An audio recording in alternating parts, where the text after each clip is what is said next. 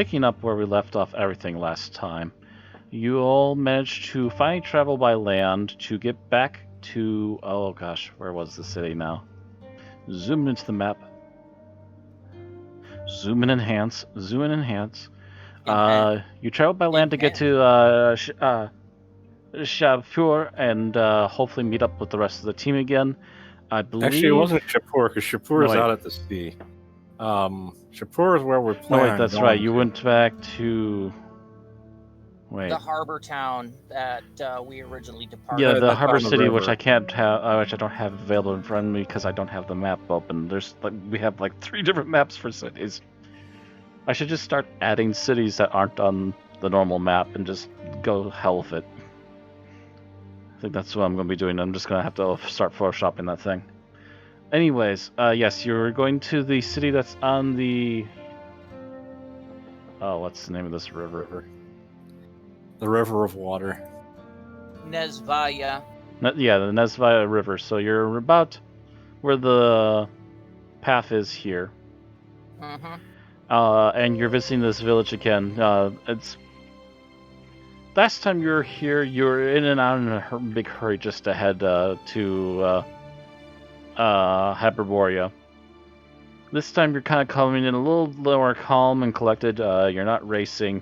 You got the horses off your makeshift raft, and you're all more or less high and dry for having gone down river on the makeshift raft. You do walk back into the square that you raced out of last time, and you once again do see a statue of what apparently seems to be the local king, and you do see smaller statues scattered around him. And once again, I would add that if you're even paying even half attention, one of the bigger of the ones around him does appear to be a Cimmerian that does match a lot of descriptions of Conan in his younger years. So it is possible that he has passed through this area before. I'm gonna go to... Do I notice this? Yeah, actually I might. I'm gonna say a silly thing in my brain. I'm just gonna try to focus on the game. Yeah, like I said, it's not going to be very hard to notice. As you got over a 10, sure, yeah, you notice this this Conan statue amongst these others. I rolled like a 6, so... Oh, the hell, I picture an old man just going, "It's me!" No. Hey, Vern, it's me! I know him. Pointing at that statue. Okay. You're saying this to the entire group so they all hear it? Yeah, it was just kind of, it was a look of shock, recognition, and it's like, I know him. Azina goes, ex-boyfriend? No. Gareth kind of looks and squints. He does see a faint Cimmerian, definitely sees a Cimmerian resemblance in it. He wants to almost say right off the top of his head that it might be Conan, but he can't say for sure. Not without looking. He looks at Valona and goes, "Relative?" No. He was the one that attacked the enclave of the people that had me bound. That got me set free. By about this time, Theobald's actually joined in the group looking at the statue, and he kind of did this double take between you and the statue. If that's what you're saying, if what you're saying is true, I think... And he kind of starts to wander up to it a little bit, and taking a closer look. Matter of fact, I'm going to give him a... history check or something. I'm going to give him a very easy, not history. Although, if he fails this, he might go to a history check. Yeah, I'm going to give him a search check, which is going to be a very low one. Much like noticing the statue is. Where is it? Investigation. Religion. Investigation. I'm looking for the wrong word.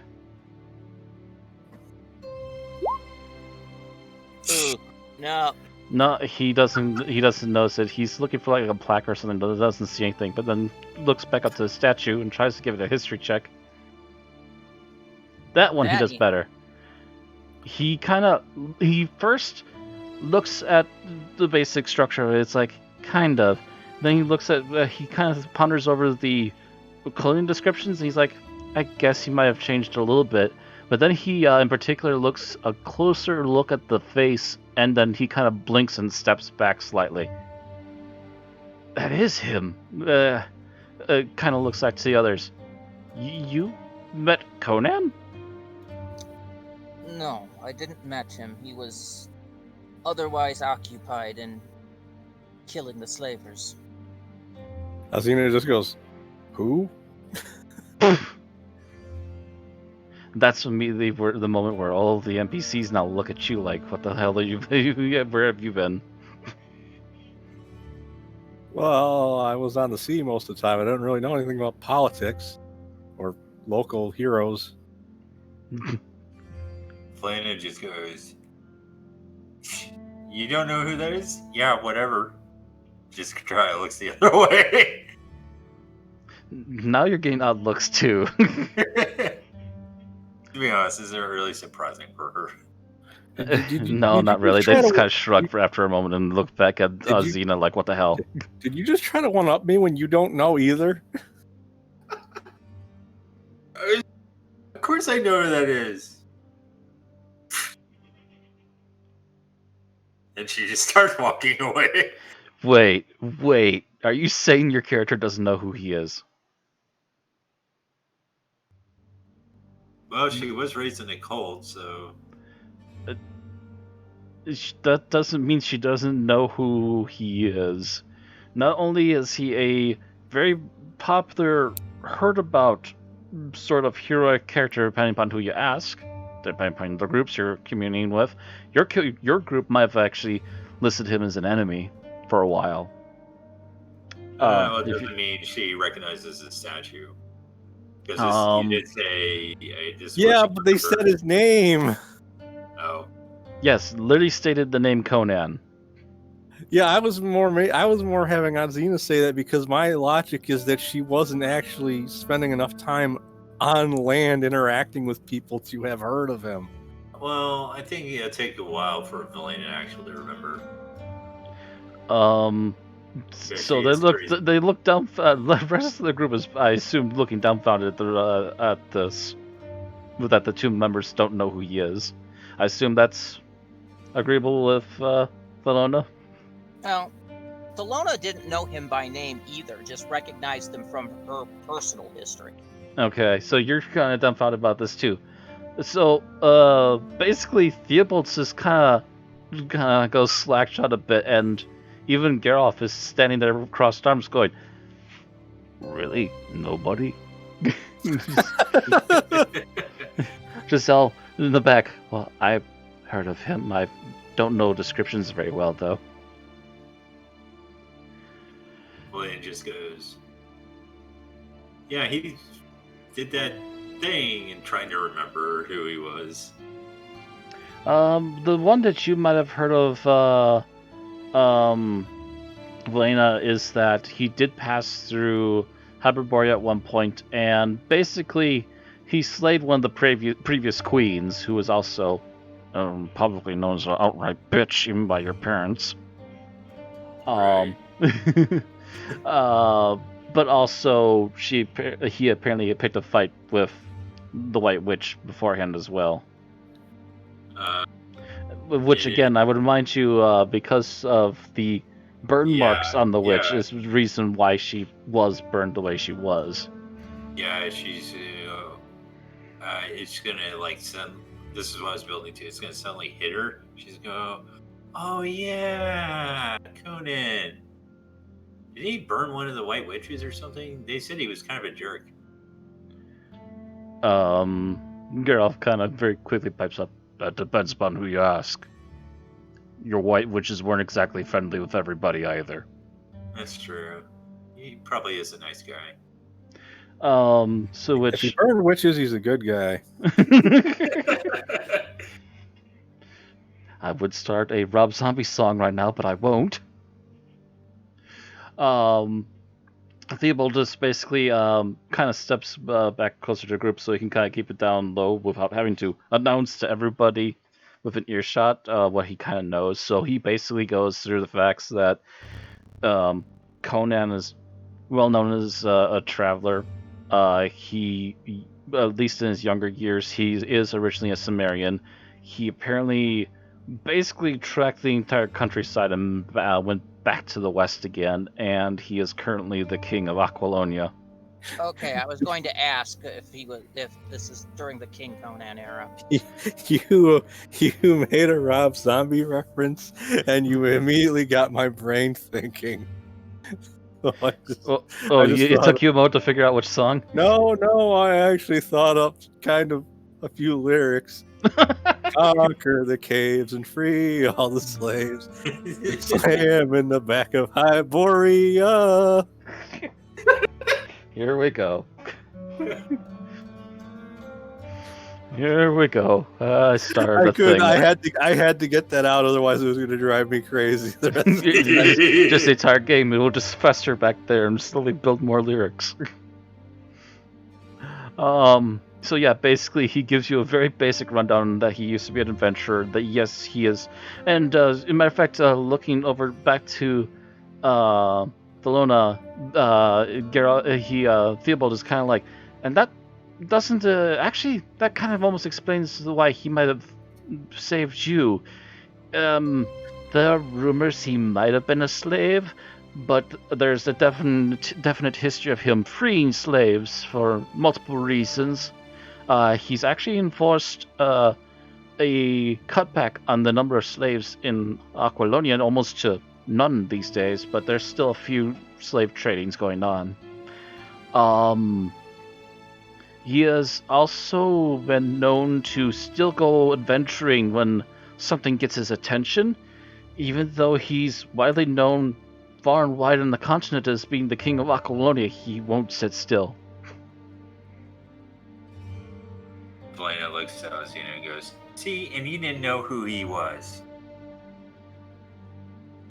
Theobald again also pops out. Oh, that's right. He also used to be a pirate for a while. Wait, what? Have you heard of the Black Queen? Give me a history check. You get bonuses on this one. Advantage? Yeah, get advantage on this one. Ah, what the hell? But Oh, when I refreshed it, closed my character sheet. I went to get my character sheet, and I'm like, wait, where's my character sheet? And then I remembered I had to refresh the page. Okay, advantage. The hell is... There it is.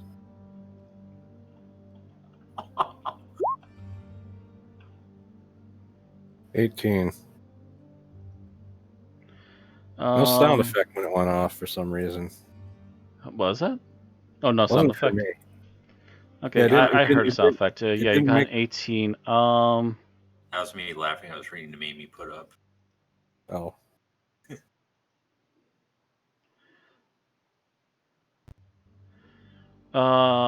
So yeah, basically you hear the words and then you reorganize them slightly. It's the Queen of the Black Coast, and that's when you realize that he's talking about Belet, who is a previous well-known female captain along the coast, in particular around the southern areas of the Black Kingdoms, and occasionally would come further up north where you usually were at, but not that frequently. Supposedly, when you were still young, she finally did pass away, and supposedly Conan was amongst, according to Theobald, it was amongst her crew members at the time. Oh, wait, he was on her crew? And Azina kind of gets all bright-eyed and interested all of a sudden. Theobald quickly nods. Yes, he used to be a part of that crew. I believe the ship is still running and some of the crew members are still there, but after the passing of Bethet, he decided to give up pirating for a while as well. He kind of stops and thinks for a moment. I believe it had something to do with like a demon harpy or something. I forget all the details. Valena looks Azina, who's all wide-eyed and like has glitter in her eyes, looks to her other way towards Thelona, who's wide-eyed and glitter-eyed, just goes, huh.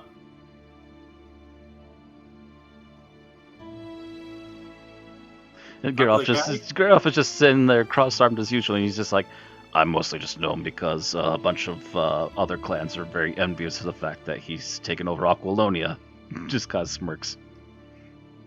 Don't care. It's his thing. It's his thing. She just pats him on his chest and goes, Like you "You'll haven't get tried your a few times. you'll get your own kingdom someday, honey." He kind of blinks and looks. I'm not sure if I wanna. What was that from Thelona, by the way? It's like you haven't tried a few times. I haven't tried to take any kingdoms. I have tried to chop off a few heads, though. I meant more, Starts to I smile. meant more your tribe, your people. Or are they more on the border of the border kingdoms? Oh, wait, what are you trying to say? Valena just Implying that even if Geralt hasn't, his tribe probably might have tried to take over a kingdom. Tried to Valena take just- over Aquilonia, or is he more from one of the ones that are on the border kingdoms? He was his clan was kind of borderish. They had actually stopped wandering as much, but that's also why they were picked off so easily, is because they were no longer just roaming about. So when people got particularly pissed off, they just came and wiped them out. Yeah, Valena just puts her hand over her mouth and just kind of looks the other way. She didn't said that. He kind of furrows an eyebrow and squints at her, just like, my people didn't really care about going into Aquilonia. We were fine with our trade, and we'd actually start setting up a village. Again, not a thing every clan does, but we were. I'd only heard stories. And only since I began my travels. He kind of shrugs. Well, Uh, according to stories, Karam is supposed to be an evil god who would invoke nothing but misery on us for invoking his name. Kind of half smiles again and once more shrugs, and he's literally got a giant circular thing strapped underneath his backpack on his back, which is just literally a mountain with the old man Kron imprinted into it, engraved into it. He actually brought that with him. I thought he left it on the boat. No, he's been carrying that the entire time. As long as he doesn't need the backpack, it gets left behind. Not really what I heard about Crom. More heard that he doesn't care much. There's that version too, but invoking too much attention usually pisses him off, or he sends one of his supposedly other sibling gods to fight us for whatever reason. But much of mumbo jumbo as far as I'm concerned at this point. real quick, a reminder: did Geralt say last session his whole tribe was wiped out or something? Yeah, his tribe is completely gone. As far as he's aware, he's the last of his tribe. Okay. Yeah, Balena's just gonna keep hoping this conversation doesn't go southward. He knows he hasn't shared that information with everybody, and that Thelona in particular might be behind on that.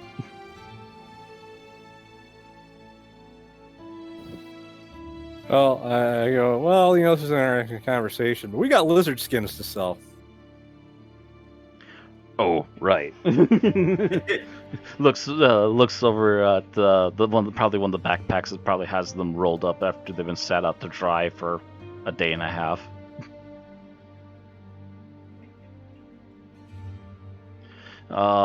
So I guess you're gonna go about shopping those off then? Yeah, gonna go look for Before you go shopping, quick question: are we going to plan to continue down the river on the raft? We could. Though I think the water's gonna get worse the closer we get to the sea.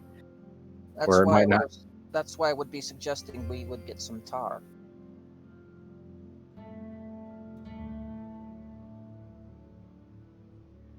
Out of character, what do we need the tar for? Would help seal the gaps between the logs on the raft. Okay. We can look into that after we sell the lizard skins.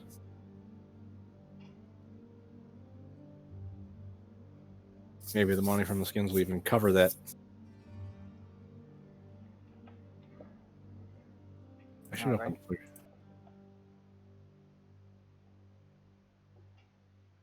So I'm gonna look for like a tailor to see if they would want Okay, to. I'm trying to also figure out how much the price for animal hides would go for. I would Oh, assume that it probably is a lot higher than like a weapon would be because this is raw material that can be made into a lot of things. But I'm well, I mean, I assume it'd probably be used for armor or clothing. a couple other things depending upon what accessories you're looking for. Um.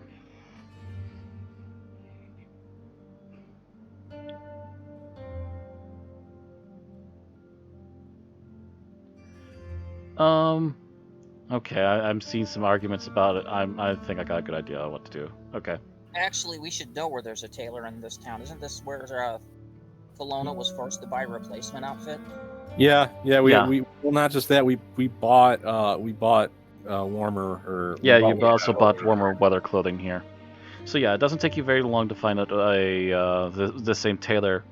They did good business where you said they're interested in what you're coming back with, and they see the giant reptile hides, and they're like, "Oh, very interesting." And looks them over a little bit, and then kind of pokes the head back up. Also, very nicely cut. I see. Did a very good job skinning these. Starts examining it over, and you have what was it? 4 small ones and a big one. Yeah. He offers you, I'm gonna say, at least 6 gold for them altogether. Okay. Because That's the how- little ones are at least a gold each, and that could easily make some decent material. But the big one in particular is worth at least 2 gold. Right. Because that could literally be an entire outfit almost, if done right. We got 6 gold to work with. I'm trying to find tar on here if it's even in here. It wouldn't be much. Um, Trying to think what would be a comparable item. I was kind of wondering that myself, which is why I was going to check my book really quick. No,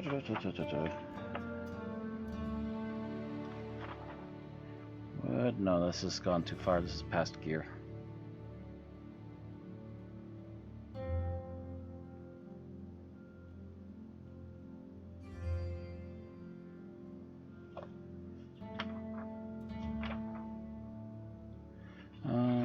Nope, still too far back. Food, drink, lodging. Would lamp oil be a comparable item to base the price on? I'm kind of thinking that might be the closest thing we might get.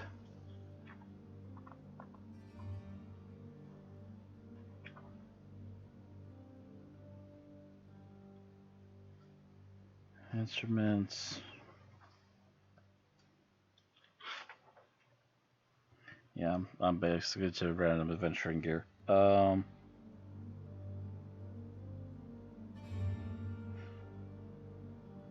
Because oil is 1 silver for a flask, which is a pound.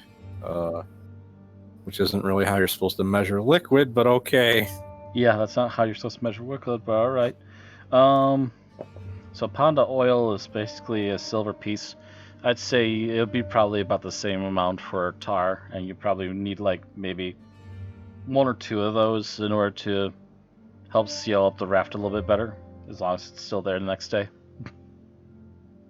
You know what though? I'm just adding the 6 gold to the loot pile, which would put it at. We currently got 17, so that'd be 23, I think. Yes. And we got 2 silver in the loot that we never divvied up, so that it can just easily come out of there before you even split it. So use that to pay for the tar that we need to seal the raft up better.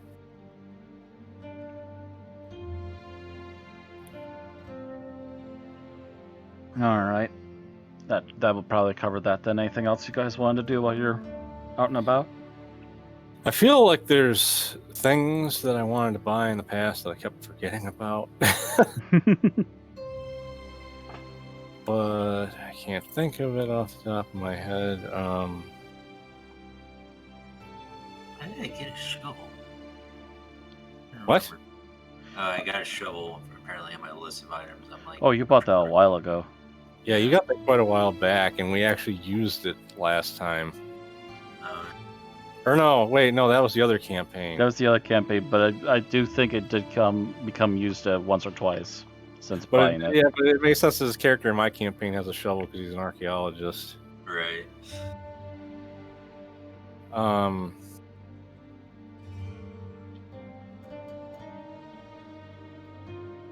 No, let me look at my list of shit that I am proficient with that I might not actually have.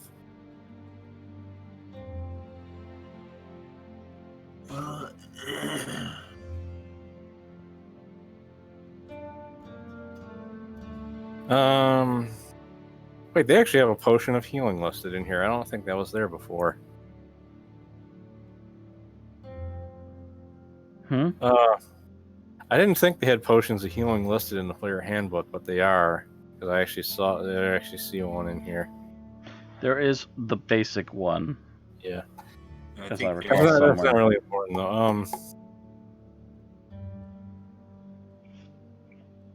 Wow, that's expensive. Never mind. Magnifying glass, 100 gold. What? Oh, yeah. Anything with glass in it is expensive because It's hard to make, and only a few people know how you make it. glass blowing is expensive. Glass blowing to have an effect like magnifying or telescoping, Is very skilled. very, very expensive.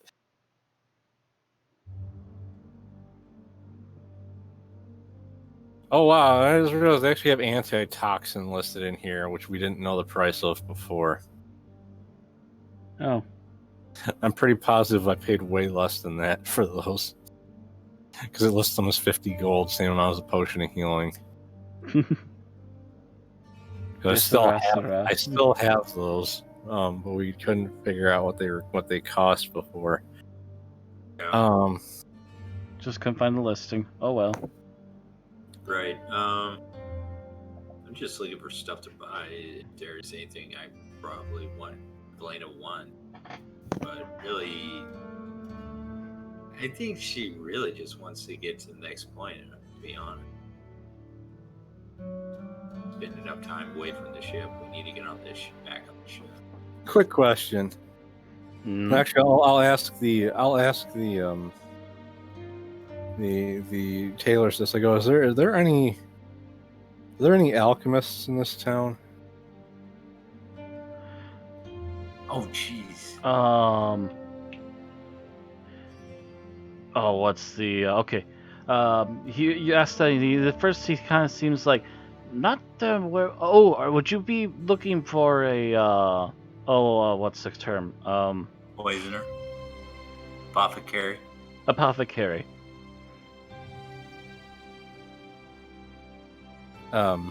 Because apothecaries do tend to dabble in potion making, etc. Right. Yeah. If it's apothecary you want, and he kind of points out the door, you just go out there and take a right, and he says about 2 blocks down, and then the block to the left you'll find the apothecary. Should have a very a very obvious sign out front. All right. If you guys are going shopping, I'll go start on the raft. All right. I think I'm gonna help Flona with the raft. I would also remind you that you did beach the raft in the brush, and it was already becoming evening, so... Yeah. Even as you're doing the shopping, it's almost becoming time for the market to start closing up soon. That's fine. I'm just going to be working into the night. Okay. Well, I guess The thing is, I want to put the tar on and let it dry overnight. I'll let Soren. Because you don't want to wait take off by- with the raft with it wet. I'll let Soren wait by Thelona so she has some extra help in case something happens during the night. But I'm not too worried because it's Thelona, so any person attacks Thelona in the middle of the night is going to regret it because it's Thelona. So So basically, with a little bit of actually, give me animal handling, Okay. because that's a pretty complicated trick to try and get the wolf to go follow. I'm gonna say that just barely makes it. Takes a few moments, but the wolf finally gets the idea to follow Thelona for right now. So, Thelona, as you head out to go patch up the raft, you do have a white wolf now following you.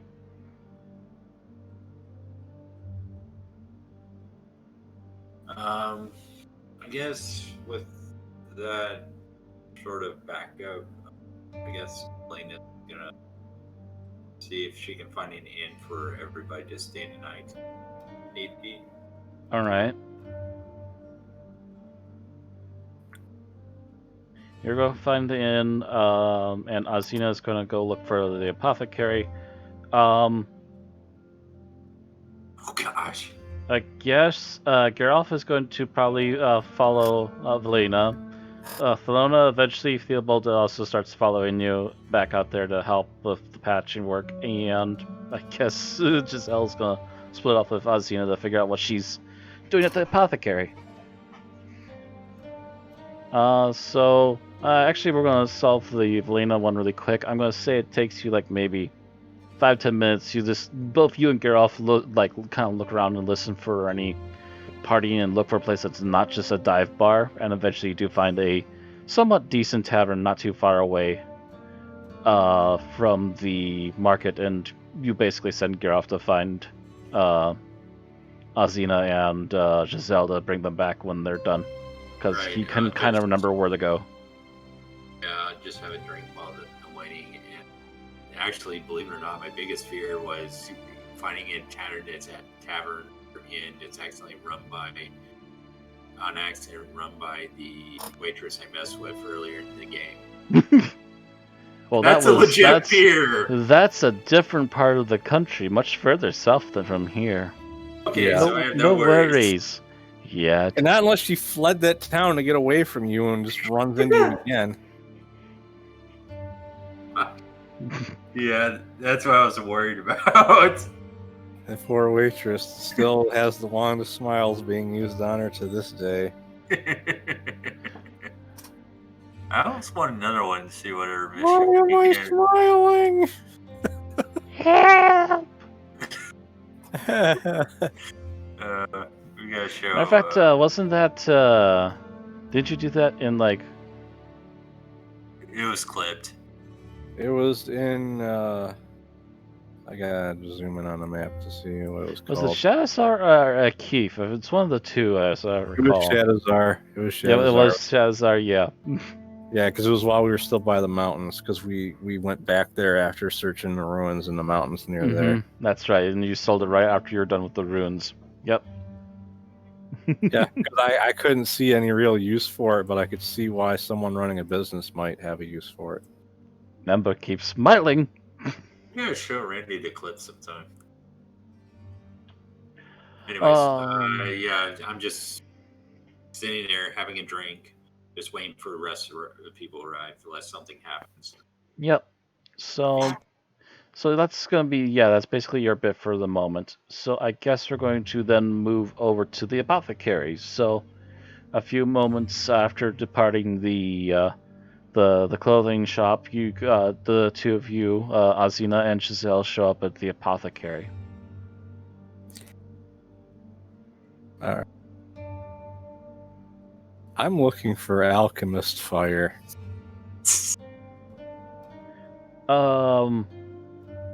It's that's what you ask for from the apothecary. Yeah, it's basically if you don't already know, it's basically a potion in a flask that bursts into fire if you throw it at something. It's not really intended to be used as a projectile, because you can technically just pour it on something to burn through it. But if you throw it and it breaks open, because it bursts into fire when exposed to air. Mm-hmm. I will say you state this to the apothecary, and at first he looks puzzled for a moment, and then he goes, "Oh, you mean demon fire orbs?" And he kind of holds up he pulls out a vial. It's big enough to fit in the palm of his hand. It's circular and has a cap on it. Something like this, but it's tossable and it, well, kind of shrugs, explodes. Yeah.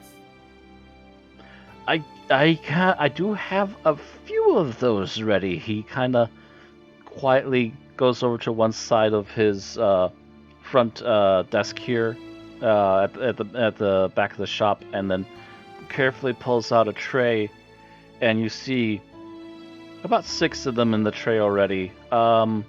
It seems to be a mixture of yellow and red. In some places it becomes orange. It almost looks like a fire in of itself, but it's very obviously just liquid at the moment. But he's also looking careful enough with it. He's not like, this is nitroglycerin, if I jostle this too much it's going to explode, but he's very much trying to make sure that they don't like fall and break. Right. At least according to the player's handbook, they're 50 gold each. I was actually already going to go with that theory. I'm going to buy 2 of them. 2 of them, excellent. He carefully pulls out 2 of them, sets them down so that they don't start rolling. And you just give him the 100 gold then? Yeah. Very nice doing business with you. He does a quick couple seconds to count and nods, is satisfied it's all there, and swipes it all in and puts it away underneath the counter. If you want any more, just let me know. And he takes the tray and puts it back underneath the back in its little secret spot where it's kind of near a corner almost, like it's like he's partially trying to hide it because it's not a normal apothecary thing, but it's close enough in his realm that he has looked into it and has obviously started making it in small amounts. Right. And player is wondering where he gets the volatile glands to craft those. Oh, wouldn't you want to know? Imps are everywhere. I go. I thank him for it.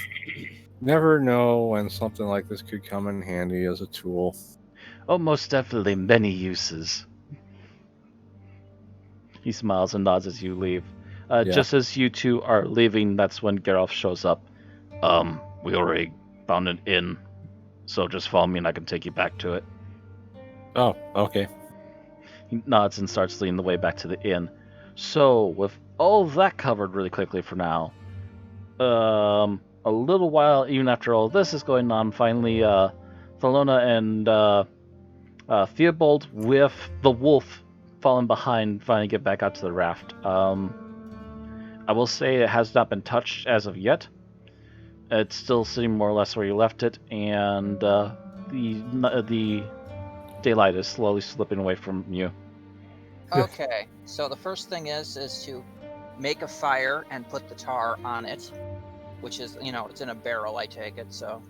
Yeah, this would take making a fire that's such an easy survival check, I'm not even going to challenge you guys at this point on it. Okay. Good, because I think we've done it a bajillion times. Yeah. You just take like 10 minutes, make sure you get a nice stack of sticks and put a decent circle of stones around it and make sure that it doesn't get outside of it and start it up. Near the town, I figure if you really had to, you could just get one of the torches they're using to keep the town lit. Possibly too. Just ask someone if you can borrow a torch. And then while that's heating up, would be to go out, find a tree or a log that has at least a reasonably thick diameter, and chop that down, and chop it into 4 pieces, 4 lengths of the same height, and put the raft up on those. Okay, I see what you're doing. Yeah, you're essentially making sure it's jacked up so you can work on it. Correct. Yes, we're putting it on the oh god damn, now my brain's failing. Mine's not the only one, yay! We're putting it on the lift for maintenance. Gurney? Yeah, I literally got the word apothecary and then lost it as soon as I was trying to say it. It's like, wait, the word that I just remembered, god damn it. I'm not alone, I don't feel this way all the time. No, I got dyslexia and a couple other things going on. I know exactly how it feels. Yeah. So then find another couple of branches about the size that you would make a staff or a quarterstaff off of. Go to the end of the river and get some of those long-leaved plants and wrap them around one of the bases. Okay. and use that once the tar is properly heated to dip in the tar and start smearing along the cracks between the boards. All right. Although while doing that, probably also making sure the ropes are tight on the raft. They haven't come loose or anything. Mm-hmm. Well, I think the actual working on the raft is going to be something that needs to be rolled for, but for the setup, I'm going to say you're just going to make sure to take your time to make sure everything's done properly, so we're not going to force a roll on you. You basically take roughly a half hour as the sunlight completely dips away. But you have a Okay. campfire going, technically in part just to warm up the tar, so it's not going to be a huge problem for you right now. Yeah, and if we need more light, it's, take another stick and wrap it and throw it and, put it like little tiki torches around the raft.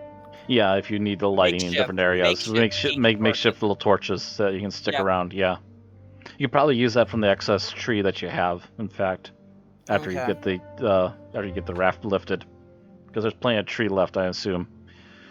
So yeah, after about a half hour or more, you finally get this all set up. Yeah, everything seems to be ready, and you've got the tar bubbling, so it's usable now and applicable for the raft. So I guess the question becomes now, who has the high survival and who wants to help them? Geralf, no, that's Geralf. Theobald. Theobald's who I need. Theobald, I think, is the only one there with the Lona. Yeah, outside the wolf, and the wolf's not gonna help. He's got no thumbs. Yeah, I was gonna make a joke about that, but I was like, Had they asked the wolf for it to help, he looks at the raft and barks at it. Tar splatters itself on the raft in response. I just picture a wolf holding a pole with guitar on it with both paws, just trying to move it side to side. The wolf is just holding one of the big leafy, fluffy leaves and just kind of looking confused, like it's supposed to do what now? It's with the leaf in its maw. Theobald has a +3 to the survival.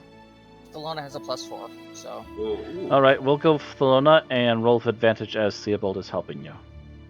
All right. That is the official rule on that, unless you want to roll individually. We're going to try and go for the best option, hopefully. Hey! Ooh. Let me see. Oh, wow, yeah. That would have almost been a 12. But with Theobald's help, it became a 23. Mm-hmm. So with Theobald's help, you managed to actually get a really good start on on this side for painting up the tar. It takes a few moments, but you eventually both get into the feel of it and start filling in all the cracks, making sure that this thing's stronger. As you're going around, you're also both double checking those cords, making sure they're tightened up a little bit more. A few of them were getting a little bit loose, maybe just the cord stretching from having been used for a couple days on the river. Actually, now I have to double check with this. Do you have to cover both sides of the tar or just one side? Yeah, but it would probably be one side dry, flip, other side. Yeah, so you'd have to leave one side to sit for a while. Mm-hmm. And then probably do it again in the morning, leave in the afternoon. Oh, so you're just gonna like paint the one side for now for the evening, then head back? Probably, because it's it's just a fairly large raft, so. All right. Yeah, because it's large enough to hold our horses. Mm-hmm. Yeah, it'll take you roughly about between half an hour between checks and tar painting that you finally get done and leave it to sit overnight. So after that's finally done, you head back into town, and I'm gonna say back at the tavern and inn. Geralf has agreed to step outside after having a quick meal and helping pay for rooms, which, by the way, I think we're going to place the room at 1 gold per player. Okay. Okay, I was about to look up the cost of... You're about to look up what? I was about to look at the cost of an inn stay, because I know they actually have that. Inns vary wildly depending on where you are. I'm going to say this is not like the best inn in the area, but it's a decent enough one that you'll pay at least a gold, and you still get like a half decent meal.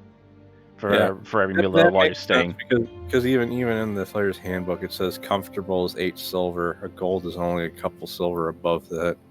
Yeah, so it's a comfortable stay, and you get meals added in. So, Is there any extra for a bath?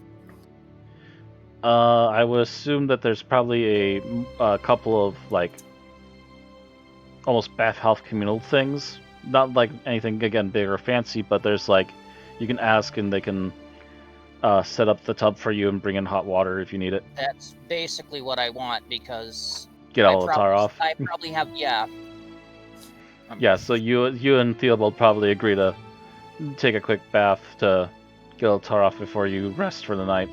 Actually, I just happened to stop and think now. Are we all gonna need a different room, or are some of you gonna pair up?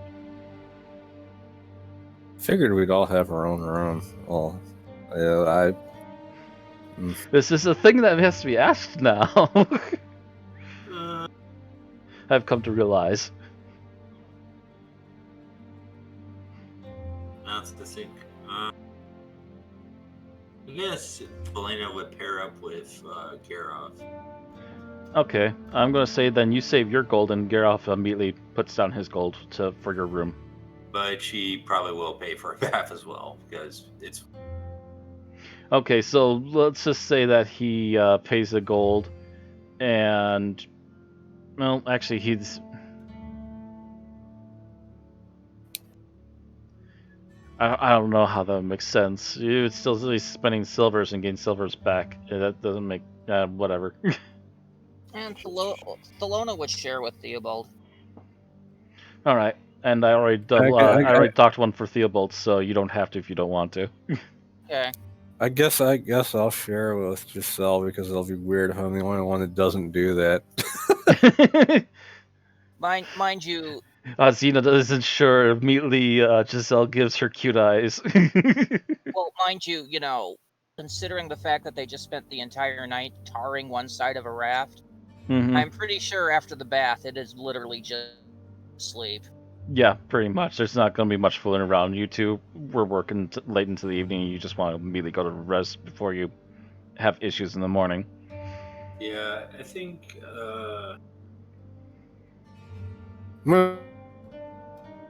Giselle probably finished off the bottle of rum that she had. Oh, we need to probably buy something there for sure. We need to buy Xena more rum. Why is the rum gone? Good luck this far inland. Because we drank it. I know, but why is it gone? So actually, that's that. By the way, I didn't hear any mention of it. At least, how's the room between Xena and Giselle gonna be paid? I paid for it already. So Okay. My gold. I'm the captain. It'd be weird if I made my crewmate pay for it. All right, so you the three of you pair off to your rooms. Geralf waits outside for a little while. Eventually, Theobald and Thelona come back. He quickly motions them to follow him in. He gets you both a quick meal, some meat to drink, and some more of the roasted chicken they were still serving that evening, along with some sides. And basically, the two of you just gulp it down quick and make demands for a bath while you're eating. It doesn't take very long. They get one of the. Considering how filthy work tarring is, they may take one look at us and go, "Yeah, we'll serve you in the bath."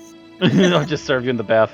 Okay. We'll that's. They might look to the both of you and go.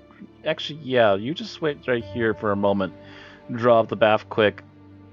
Make sure the both of you get in there, and as you're both sitting in the bath together, relaxing for a moment and getting all the nastiness off of you, the food is eventually brought into the room and set next to the bath so you can eat while you continue to clean up. I think Velena's just going to take a bath. Garov's in the room, just chat with Garov while she's in the bath. Oh, so just have a personal tub brought into the room? Or are the baths separate from the rooms, or? Essentially, the bathing area would be its own thing. Okay, then I guess would the women be If separated you from if you the- need to go in the middle of the night, there's always a pan in the room.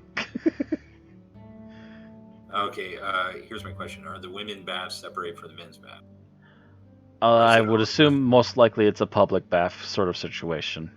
okay? I mean, there's people in Okay. and out, so no one's gonna try and get handsy unless they're willing to do so on both Well, ends. I guess Belinda could talk for Kelowna for a brief bit if they're both in the same bath, area. Well, you'll probably be sharing the same room, different tub, and Theobald would be there too, but he's also just like nonchalantly just kind of scrubbing off his hands, making sure he got anything that got on his face off, etc. So you two can convene if you want. All right, Belinda's just gonna go to Kelowna, just look at her, just gonna. So you were a slave?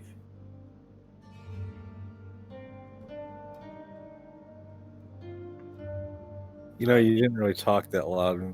Oh, so you were a slave, Kelowna? I didn't know that. Kelowna? Did we lose Randy? Oh, he has muted. Oh. He said AFK. Oh, did he? I didn't hear that. He didn't say it out loud. He said it in the Conan chat. Oh, I'm going to take a quick bathroom break then, since he's AFK anyhow. Right.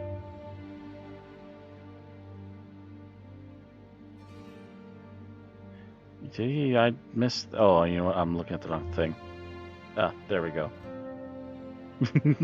Just as you're starting to set this up, he whispers an AFK behind our backs. Yep. Time for the GM to drink his water because he wasn't expecting this to become a social outing. Oh, he's back. But his mute is still. His mic is still muted. Oh. There it goes. Okay. 2 out of 3 faults with the mic. So Valina's gonna look at Flora. She's gonna go. I didn't know you used to be a slave. Can't imagine anyone with someone as strong as you. Anyone managed to capture you. That is assuming I was strong before I became a slave. I was taken as a child, as a baby, and sold to a man. Well, I would not call him a man. Ah, I would call him a wizard fiend, because he had a power that let him control you like a puppet. would Valina know any of this? Being someone trained with the witches. Anything? I would say that you wouldn't know of a particular wizard offhand, but you would be aware that there are schools out there that do dabble in messing with one's perception and even to some extent being able to control someone's mind, so it wouldn't be beyond one's magical ability to possibly warp it further into something that particularly nasty. Right. I think Valina would nod as she begins to understand. But it's a slow nod. So, it was him that trained me to fight in the pit. And it was in the pit, getting ready for battle, when the Sumerian came and slaughtered the mind demon wizards. All of them. In the chaos that ensued, I found myself freed for the first time, able to think for myself, to do for myself. And I took that moment to escape. And I swore to myself that I would hunt down monsters like that man. I would dedicate my life to it. But you're sure they're all destroyed? I cannot be certain. But I was not the only one to escape. And as each gladiator, if you want to use the term, had their own demon wizard as a handler, a great many of them had to go.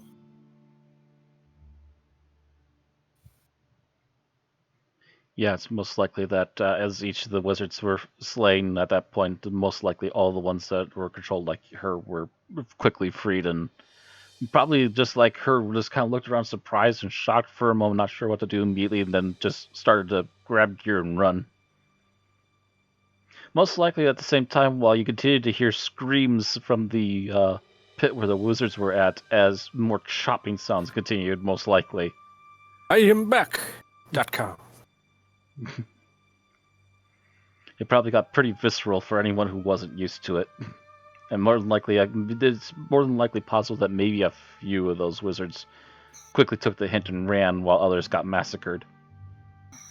A few months later, I found myself back in the Northlands, on lands I felt was where I came from. But I found another wizard doing nasty things, and I went to stop them, but they went through a glowing circle. I went through as well, and I found myself in the depths of Stygia. I worked my way east and up the coast, and that's where I met all of you.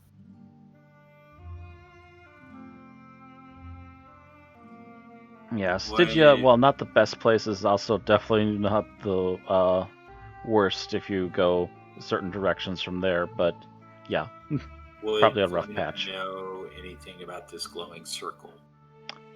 It's obvious by the descriptor that it would sound like it was a like 2 or 3 different versions of teleportation rings. It was either a permanent one that he had there and was just powering it up in order for it to glow, or it was one that a temporary one he quickly put down and tried to bamf out of there. Yeah, Helene just kind of whispers to herself, "Patient." And she goes, "If this is too hard for you to talk about, you don't have to talk."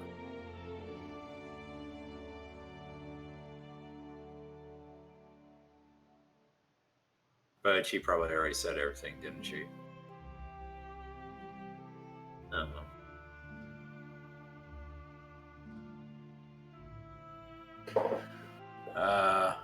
Guys? Yeah. Oh, you weren't responding for a while. Yeah, I'm just kind of waiting for Randy's response. It was my laptop froze for a moment. Oh. I was basically Thelona was going like, if you want to continue talking about it, you can, otherwise she's not going to keep prying. Yeah. And I said, no, it's easier to talk about it now that I know you. When we first met, I was more reluctant. And for especially, I was more likely to stab you in the eyes, thinking you're another cursed witch or sorcerer trying to corrupt people. Mm-hmm. Yeah, Thelona's tolerance for wizardry is really low, but you're operating above the bar right now.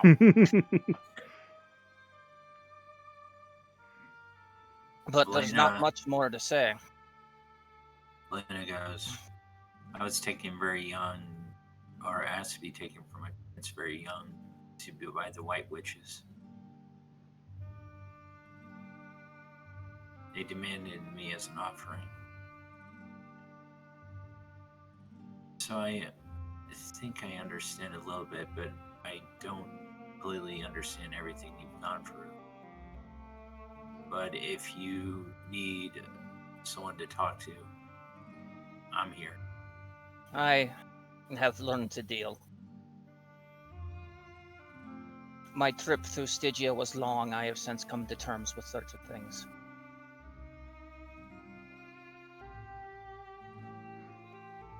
Still helps to have someone to talk to. Not really my way.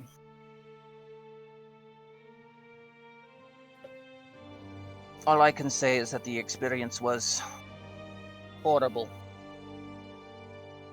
Imagine yourself doing things that you would never normally do because a voice in your head demands it. I am fortunate that what the voice demanded of me was to learn to train in the ways of the sword and to fight.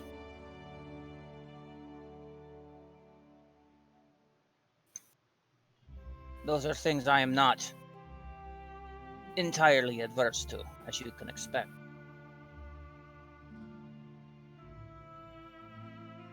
But there are some that had it much worse than I.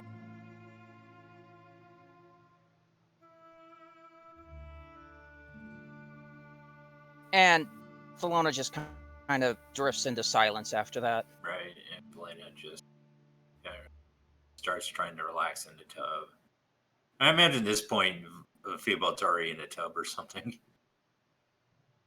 Oh, Theobald's been like there probably most of this conversation already, and again, just trying to quietly scrub for himself. He doesn't really have an input on this one. This is a little bit beyond him. The worst thing that ever happened was before he turned to Mitra. You know, what's worse? It is only now, a few years later, that I'm remembering details of my family, my life before the pit.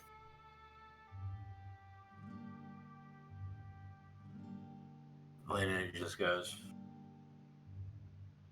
I have a fear that I barely remember my parents. I remember flashes of laughter, joyous occasion, but it feels like sometimes as I get older, they're fleeting. Yeah, you just basically shared existence with your family. Half the time was definitely spent with them, and they tried to raise you as best they could. And honestly, and if now that you look back at it, they were probably trying to sway you a little more away from the witches' particular aims for you a little bit, and try and make you as normal as possible. But as soon as they had to give you up for a while again, you're right back to training and getting some of the cult's ideas as politely as possible browbeaten to your head, as well as continuing your training to one day become a necromancer, as is destined of all white-haired children of Hyperborea.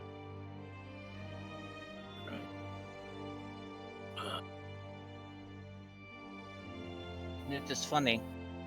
I must have been no more than 5 when they took me away. When they slayed my parents and took me. I remember my mother. She was even taller than I am now. Can't imagine being taken that young.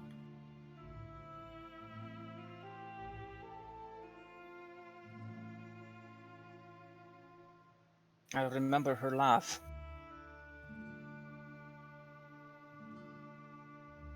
I can't add anything to this because I'm not there.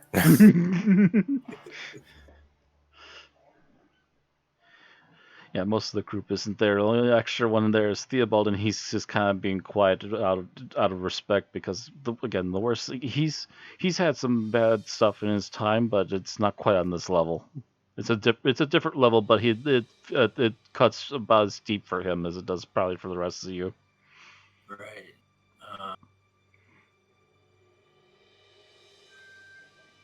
Her laugh was like wind through crystal. Kind of a tinkle. My mother's laugh was like a sunshine after a rainy day.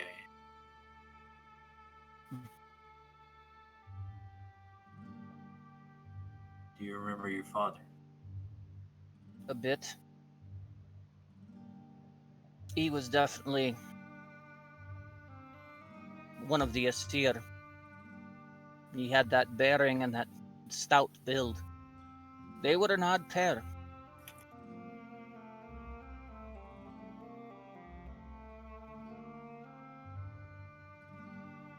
Then Valena looks at Theobald and then looks over at Valena. Looks up to the ceiling where probably Giselle and Azine are staying, and then looks to the ceiling where probably her and Grandma are staying, and goes, probably not that odd. You'd be surprised.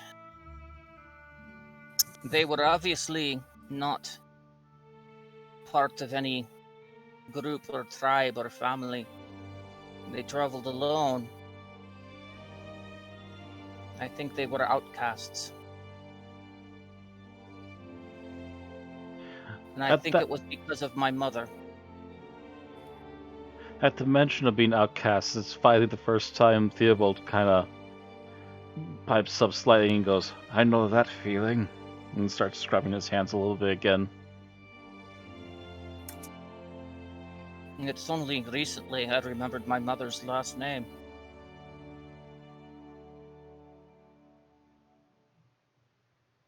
Actually, her name at all. Do you have any other extended family that you would like to search for? I doubt it. All I remember is them being alone, traveling.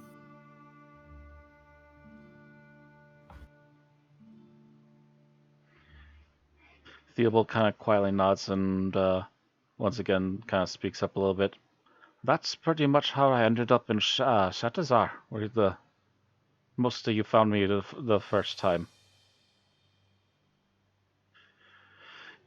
And he very quickly goes to explain that at one point my tribe was going to into a fight with one of the neighboring countryside's tribe. Vanheim and Asgard are always fighting, always trying to. Asgard always looking to get to the shore, and Vanheim always looking to take more land. He kind of scrubs his hand again. One day, we were under attack. I was the only standing holy man left. And then he kind of looks down quietly for a moment, and Ymir stopped answering.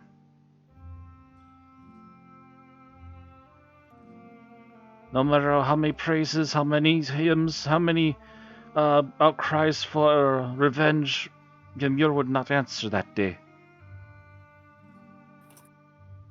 Searching for anything I could, that's when I called upon Mitra, the only other god I could think of at the time. A few praisings of his name and willingness to sacrifice my belief in Ymir for his, and I was finally able to start healing my people again.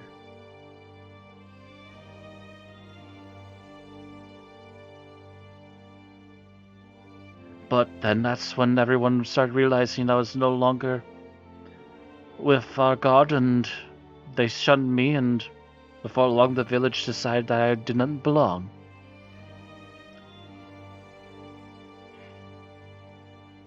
You say the name. Oh, sorry. Throat got caught. You say the name Ymir. He nods. That was part of my mother's name. He blinks and quickly looks up at you. Are you sure about that? Yes. Her name was Freya. Freya's Ymir's daughter. You see the eyes almost boggle out of his skull for a moment.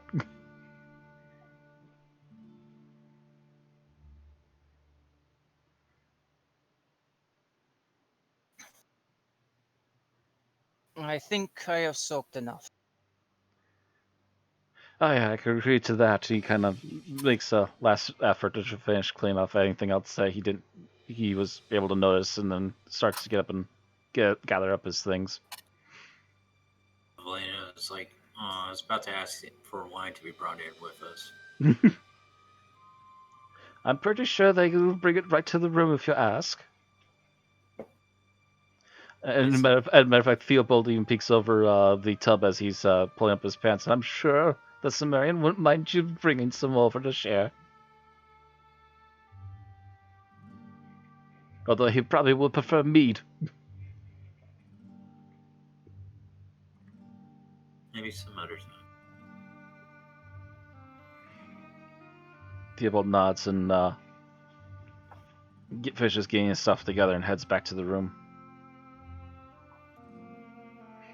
I assume eventually you other two do the same.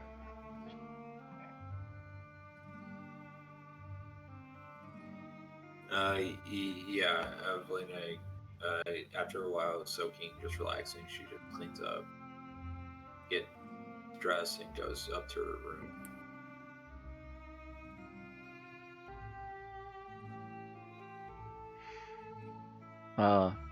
Thelena?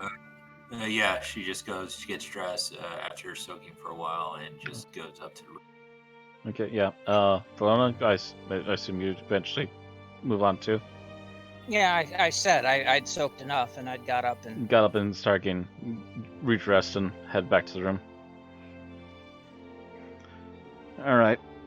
Anything else anyone wants to do before we call it the night there? Pretty sure Alzina's already passed out. Azina and Giselle are already in the room, probably passed out already. Elena talks to Geralt for a bit before she passes out. Yeah, Elena comes back to the room. Geralt is already kind of half relaxed, but he's not gone to sleep yet on the bed. Stays up and talks to you for a little while that night, and eventually the both of you finally go to sleep. Right. Any more between Theobald and Thelona, or you just go straight to bed as well? I'm going straight to bed unless he's bringing something up. He basically starts going straight to bed as well, but he does kind of very quickly bring back up. You're sure about the Ymir part? Yes. I remember it very clearly. He blinks and kind of looks at you for a moment. It might be worth looking into, because that's very peculiar. You're basically saying that your mother was a goddess too, in her own right. I don't know about that. He sighs and shrugs. It's been a while since I've been a worshiper of Ymir myself. After the whole Mitra thing, I was basically kicked out of my home and went wandering off to try and find somewhere else, and wandered all the way out into Zamoria, and that's where I find this group of vagabonds.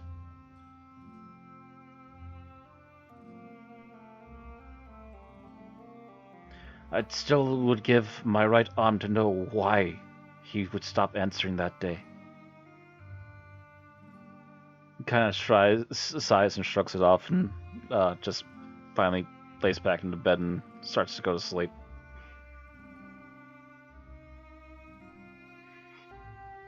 So I assume nothing else, and everyone wakes up the next day?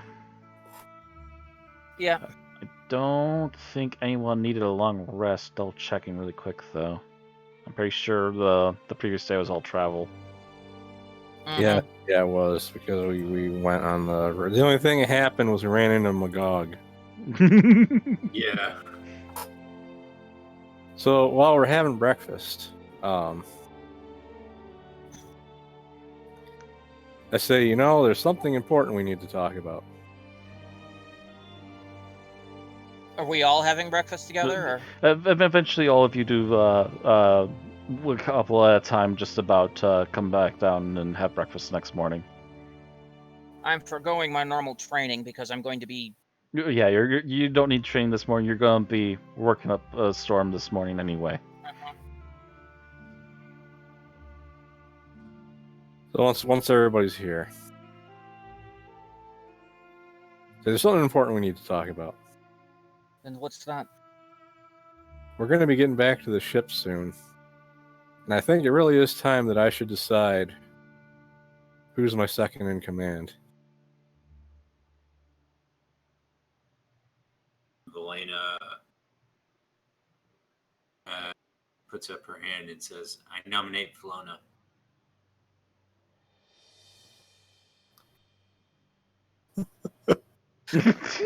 You didn't even nominate Garroth when he's been here way longer than Thelona. Okay.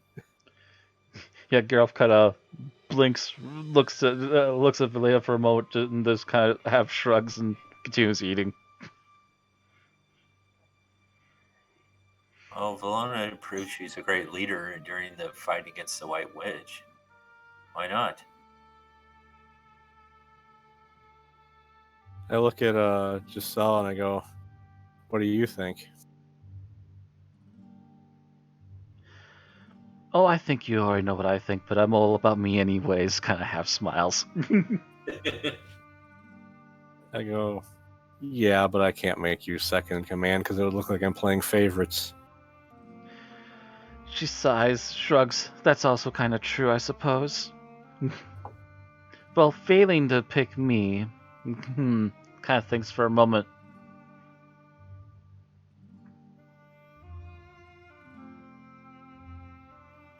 I guess how the main people here kind of re-examines everyone. Yeah, it'd probably be one of the two barbarians.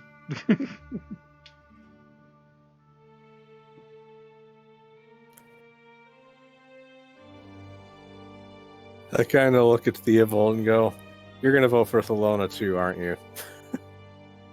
If I don't, she'll probably crush my head between her thighs. Best way to go.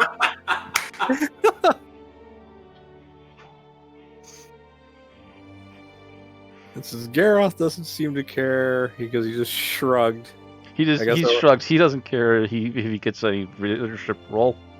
He's out here to hack and slash.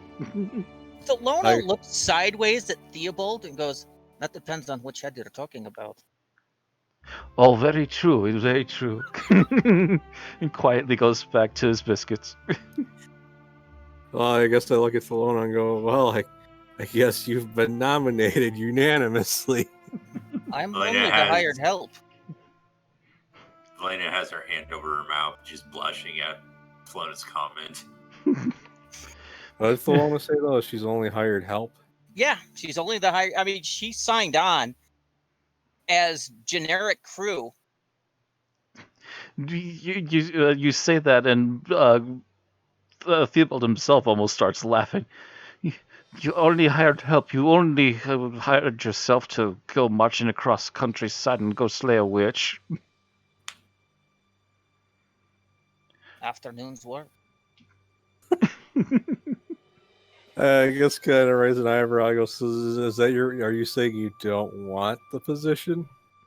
I'll take it if you want me to, but if you prefer someone else, that's your decision. I would not feel offended. Well,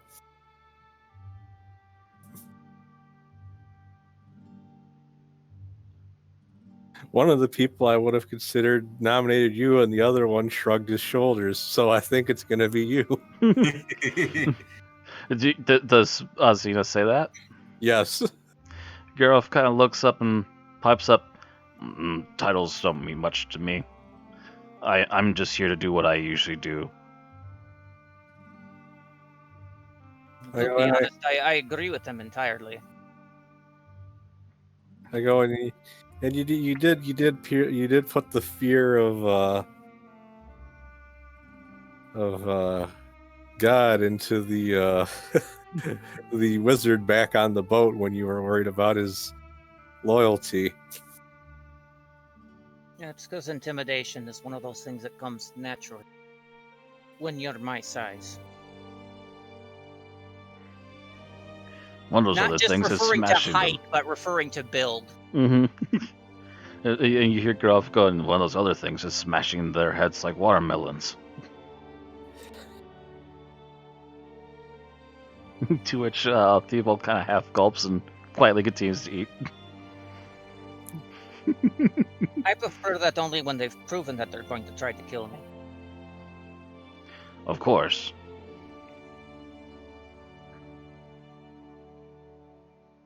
It's worked out so far.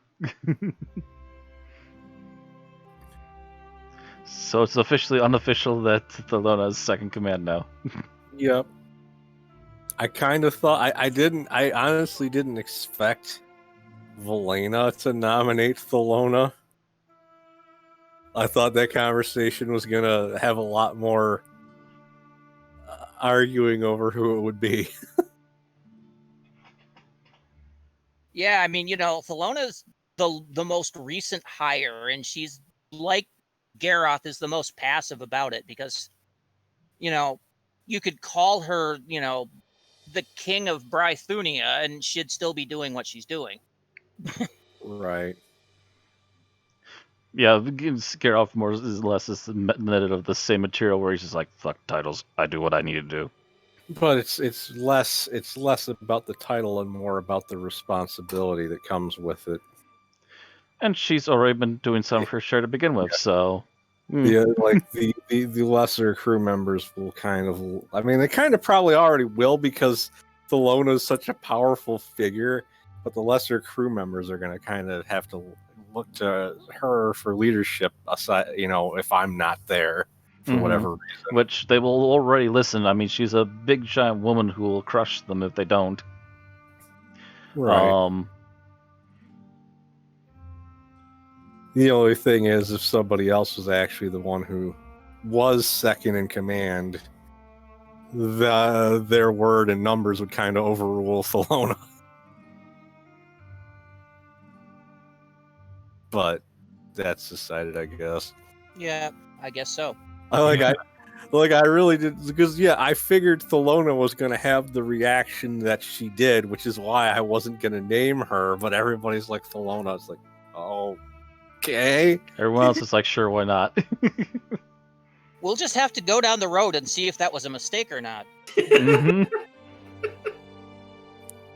At some point, Ozzy gets knocked unconscious and Thelona has to call the shots.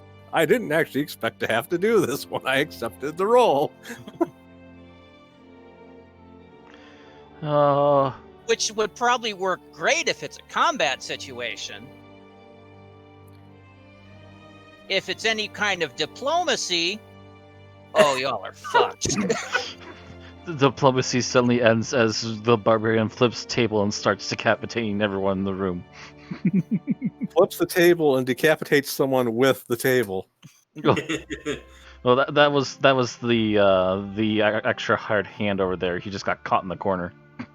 Xena wakes up. What happened? Well, since you've been unconscious, we're now at war with like half the country. Yeah.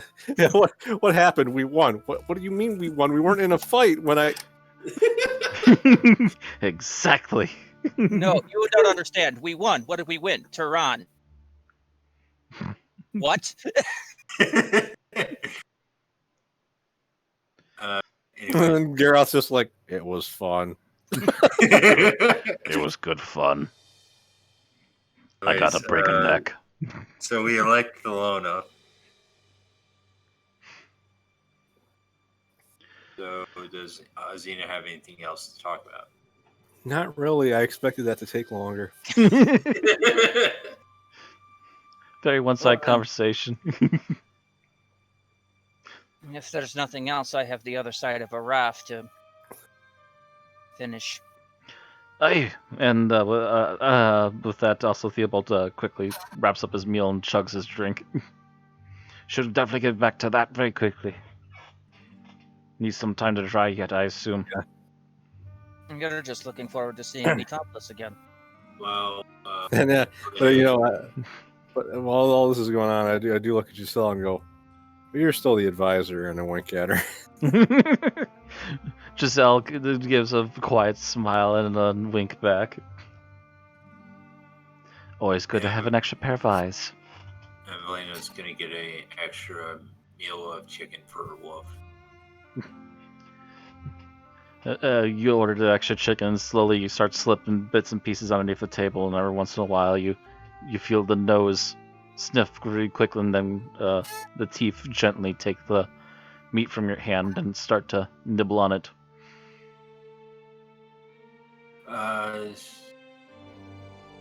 So... So this is like a small town, not a big one, right? This is I won't say this is like a big bustling city, but it's a decent sized city, and it's also staying that way because it's also a fortified walled city. All right. So, as opposed to some other places out in this area, this one is particularly well protected on its own, so it's actually doing quite well for itself. Okay, so they're not going to be done tarring the raft anytime soon, right? It's probably, I believe, as suggested earlier, it might be almost until midday before you finally can take off on it. Velena's going to go take Garoff to go, or have Garoff can follow if he wants, to go magic shopping. She's gonna go magic shopping, okay. Like that one time she looked for scrolls and stuff. Mm-hmm. Yeah. That's actually a good question. How much do spells normally run? Right. Generally speaking, if you want the basic D&D roll, Matt, Mm. it's 50 gold times spell level. That's what I was kind of thinking might be the case.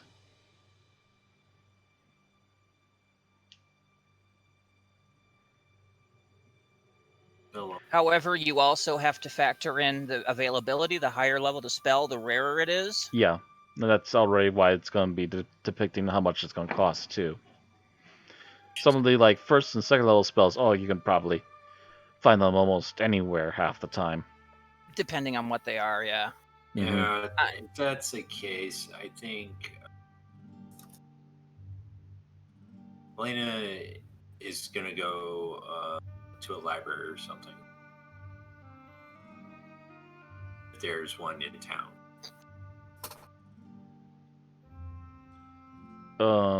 Okay, because, what? Because like you said, they're like 50 gold times the spell level, right? Basically. Yeah, that's probably a little out of our price range right now. Okay. Depending on what you're looking for. Yeah, it depends on what in particular you're looking for. And even then, we might have to roll for a chance of finding it, too. Yeah. I will remind you, if you know somebody that has that spell, you can copy from their spell book. Right. I think Velena's, if she can't find the magic shop, she's just going to go to the library and look up some lore on some stuff. Okay. I will say that, again, this is not a huge city, but there are people, it's big enough that people come from all kinds of walks, and it doesn't take too terribly long in the market area to eventually find someone who is dabbling in the arcane, so there is technically a magic shop, although outside of more unusual people, there doesn't seem to be a lot of people hanging around that particular shop. In case you haven't gathered, in this particular setting, magic's not that widely looked upon that well. Yeah. Looked upon as dangerous at best. Yeah, so people are avoiding that? Some people are avoiding it. There are a few shady folks. Like, you see some people who look like they're probably obviously wizards. Like, one guy's walking off of a staff, another one's in a hooded cloak that happen to just walk out of there. You see maybe like another one or two guys kind of hanging around, talking in Zamorian about something you can't quite grasp because you don't know it. Pulls her hood over her face, kind of covers herself really well, and then walks on it. Yeah, unless we're in Xanthus, no one's going to be friendly towards a wizard. Yeah, because 90% of Conan mythos, it's wizards usually gain their power by some kind of demonic pact. And that's not always a guarantee, but usually if a wizard has become a prominent wizard, it's mostly due to sacrificing themselves to some sort of darker thing, yes. Mm-hmm. Right. So yeah, she's just gonna not look very normal, but have I put You this essentially are cloaking up a little bit extra as you're walking in here, just trying to match the normal crowd. right? Right. So you start to walk in, and actually, as you walk in through the front door, you immediately see this weird little totem thing that's not too far from the front door. But as you pass it by, you feel a pulse from it, and then feel a pulse in your pack, which you seem to have forgotten that's there. As you, Oh no, I remember that little totem thing's there. yeah, you do still have the little piece of black, almost like marble stone, and the little totem pulses, seems to pulse back as it recognizes something similar to itself. Although this one is probably 2 to 3 times bigger. And Right. but again, it does seem to be something that can only affect you if you were to like walk right up to it, put your hands on it, and focus for a few moments. This is a shop. Just have to be polite. Basically, it's a call out to anyone who also knows magic that something like this will immediately kind of pulse to everybody, and they'll kind of acknowledge it for a moment and get you in. Yeah. She, if they let her in, she'll waltz right in. If they let her in, No one stops you. You just kind of walk in. You feel the pulse from the thing, and you see a few other shoppers slowly roaming through the shelves and stuff. But otherwise, no one seems to pay in particular mind to you yet. Right. The shop is open to you. Yeah, she looks on the shelves and sees what's there. What does she see? If you're looking for ingredients, there's a great number of different ingredients here. Of course, the higher the rarity of it, the higher the prices quickly skyrocket in order to cast these kind of magics.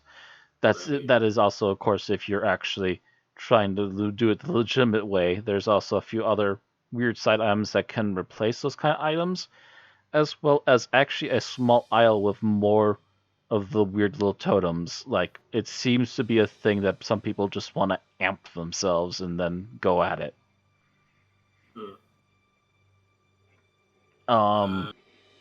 She quickly studies the totems and see if they look familiar to the one she had, or are they different in their own way? There's different kind of designs. There's different kind of looks to them. Some of them are very much almost like a tiki thing. Some of them are more like little insignias or symbols. But all of them, it seems, across the board, are made of this dark stone and sometimes even marble-looking material. And each and every one of them, when you get close enough to them, give you a little energy pulse that you in particular can sense. And in particular, if you walk close enough to them, just like the piece you have, you can see a slight purplish glow about them. Do any of them resemble any gods like Darketo? Actually, I'm gonna pull out a side dice roller. And we're gonna random chance this. We're gonna see, let's see here. I'm gonna say Darketo one in particular. This is out in the boonies, so that no one would have a particular thing for or against her. This is not like any major capitals or anything, and it's kind of out in the middle of nowhere, even if it is a decent-sized city. So I was gonna say, yeah, anything above 50%, and you just got 11 out of 20, so I'm gonna say it takes you a few moments. You're kind of almost looking like you're just gonna give up, but just as you're reaching like the last third or so of the aisle, you finally do see a little statuette of a woman figure, and indeed half of the woman is normal with this bit of a hair thing in the back, and then the other half is completely skeletal. And it does seem to be a image of Darketo. And she picks it up and goes to the shop owner or whatever clerk's there and asks, how much is it for this? The clerk turns around. Darker skinned man. He does have a black and red robe on with like a little bit of his shirt underneath seems to be of a purple color. He looks at you and then quickly looks down at the totem that you have brought forth, and he's like, "Ah, yes. Not many people are looking for Dakeru. Very interesting choice. All of our enhancers are 10 gold." And she hands him 10 gold. All right. Thank you very much. He He goes, takes it "Done." and swipes it, and he Do literally you just have any slides the gold other into his hand. He scrolls? very quickly Someone already else saw how much, catch. and as he claps one hand over the other, he lifts his hand and the gold seems to have disappeared. Did you catch that, Matt? No, I didn't, because you were talking over me while I was talking. Matt? Oh. Shit. Hello? I can hear you. I don't know why Zareth can't.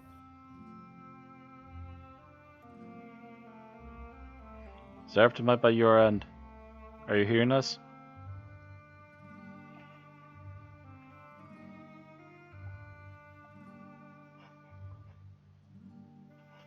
Oh, okay, you left. Oh, I came back. Oh, hello. Yeah, you were talking over me the entire time. Sorry.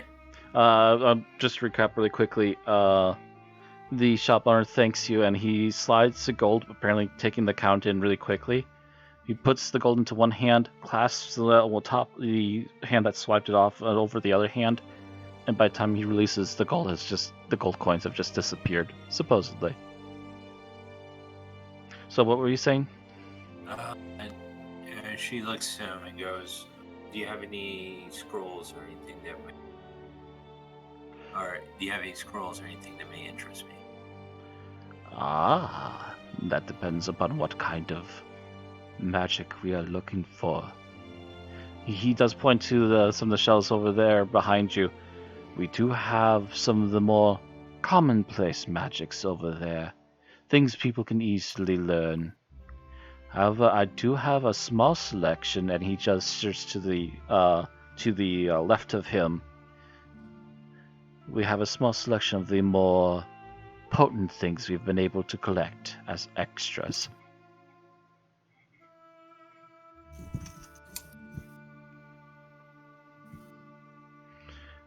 What in particular are you looking for?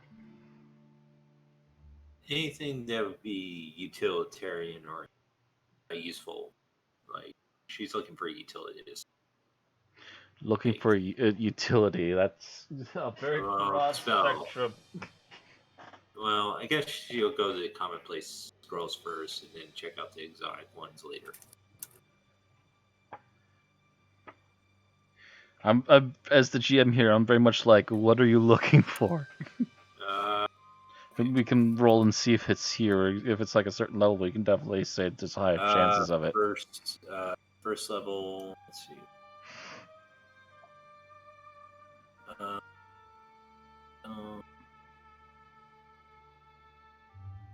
Come on. All right. Level first.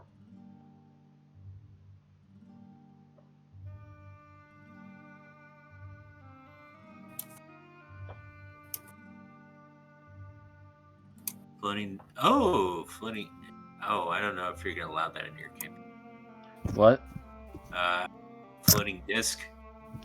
Floating disc? That's not anything I'd be against. I'm aware that those such things exist, and I'm not sure if Conan does actually have one of those things, but it's not beyond some of the other weird stuff they've allowed in the setting, so...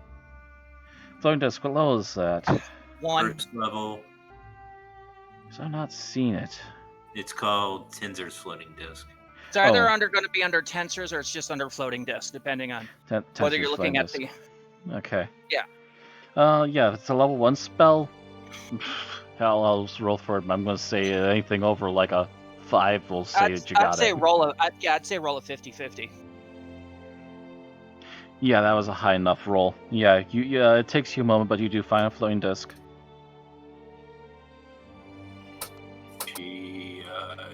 Yeah, I'm assuming it's 50 gold. Yeah, it's 50 times the level, so yeah, it'd be 50 gold for that. She pays the 50 gold for it. Alright. So you now have Floating Disc, which you can add during your free time into your spellbook. That actually is part of the SRD on Roll20. Yeah, it's going to just be called floating disc though, because tensor is the. No, it actually listed as Tensor's floating disc. Really? Yes. Tensor is a Greyhawk wizard, so that's TSR. That's Wizards of the Coast property. Well, it's written as Well, Tensor in the actual player's handbook, though. So the SRD was put out by Wizards of the Coast. Yes, I know, but they stripped out anything that's their world unique. So most of the other spells have generic names.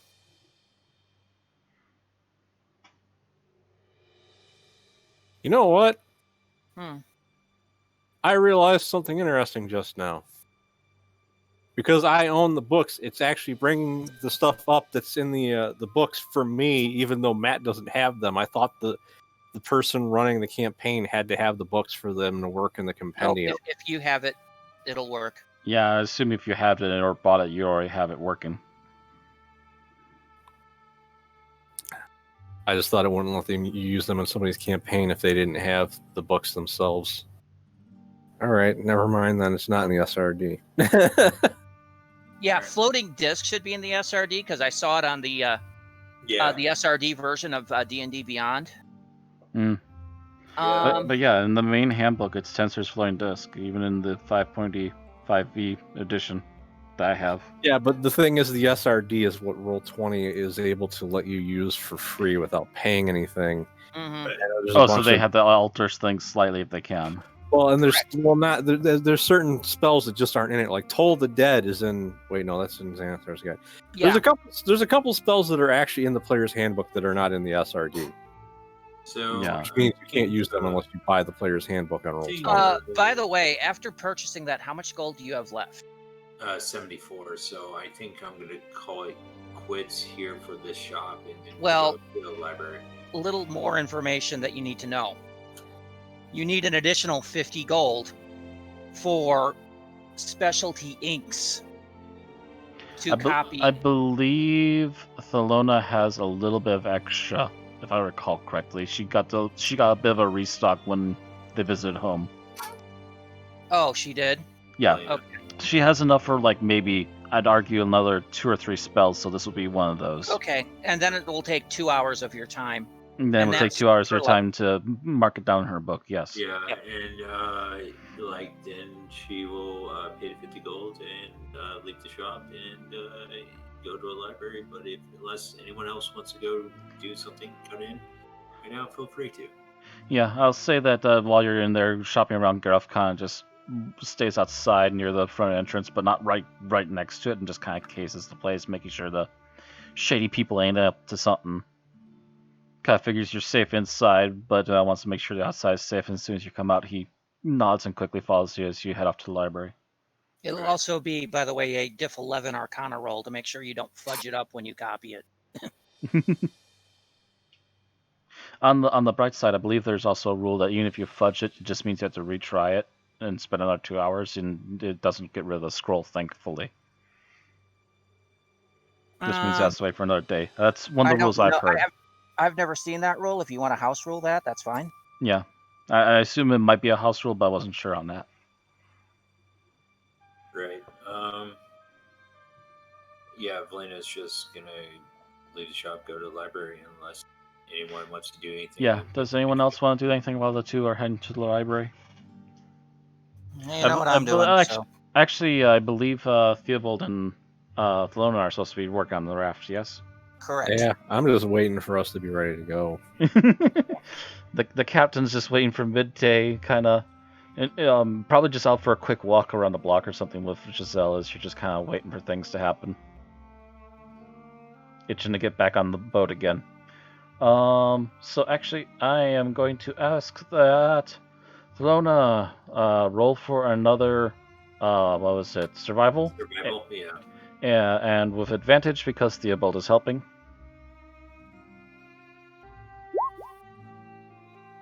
Ooh, this one went up a little more rough for some reason. It seems maybe reusing the leaves from last night was not the best idea, but you do manage to get the job done eventually. Okay. After that, it's probably back to a bath because we're worse off than we were last night. Yeah, because that didn't go quite as planned. It got even worse, actually. You do, and I will say that since it is daylight, you do actually technically have two options. You can go back to the inn while you still technically have rooms rented there till the afternoon, or you could literally just take a dip right there in the river. No, I've got soap. I'll do the river. Theobald just shrugs and joins. He was probably also stripped down to the waist because as soon as it started getting messy, he's just like, ah, fuck this, and took off his armor. Yeah, after that, I mean, seeing how freaking coated they are, it's probably just take off the bottoms, jump in the river. Yeah, Theobald's probably got like black smears all over him, just like, ugh. Yeah, might as well just wash in the river today. Hops in afterwards. Probably after stopping the fire that the tar was bubbling on. Oh yeah, you probably remove the tar and probably even put out at least most of that fire just to make sure nothing else happens while you're away for a few minutes. Mm-hmm. All right, and the other couple is just cruising about. So back to Valena and Garoff. So you wanted to do some research. Right.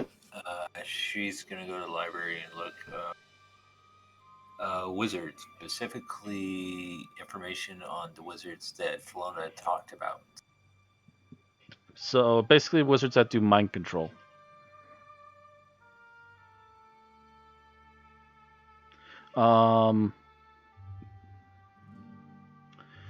Give me a search check. Investigation? Investigation, yeah. I don't know why I want to keep calling it search today. Oof.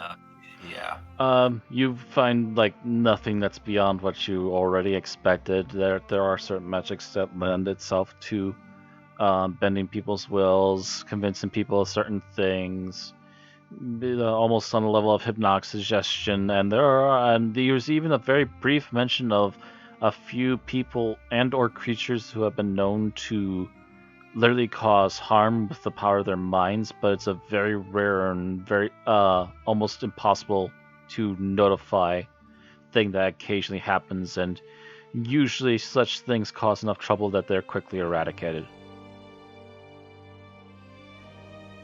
But no info on. But no particular info on any like cult of wizards or anyone who has pushed the boundaries to particularly completely controlling groups of people at a time inside of a group like you had heard about last night. Yeah, so if she has no info in this library, I guess she'll try the next library until she has something to get Flona. I guess it's a big enough place that maybe sure you can try another library. There's like maybe one I more. meant like the next town library. Oh wait, never mind. Okay. I was gonna say, I don't know, that seems like pushing it, but I guess this is a big enough town. Maybe I had another one. Never mind. Yeah. Never mind. Yeah, that sounds a little more reasonable. Yeah, wait till the next place you can have a stop at. Alright. Yeah. So, Midday midday approaches. I assume you'll all meet up at the tavern, the inn one more time to quickly have a lunch and then head off. Right. Elena. Yes. Just her chicken, just trying to pretend nothing happened. Was this about chicken? She's just eating her chicken, just trying to be all cheerful, just playing it fake, like Everything's normal and everything's fine. I didn't find anything, dang it. You're right, exactly.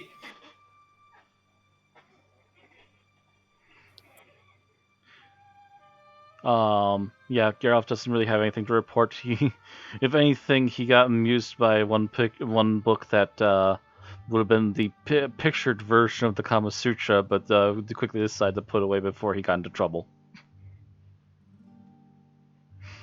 Did Elena see this? No, this is literally as you were busy, he kind of was paging through things and saw this book and just paged through it really quick and then went, oh. Kind of got ideas, but then went, nope, not right now, and quickly put it away. Right. Uh, When am I going to get an opportunity to this? You know, Garoff, I'm exhausted. Tonight, let's just snuggle. internal screaming, what did I do wrong?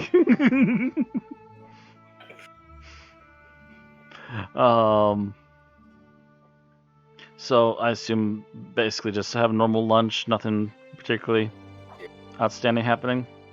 Unless Xena wants to do something now. Not really.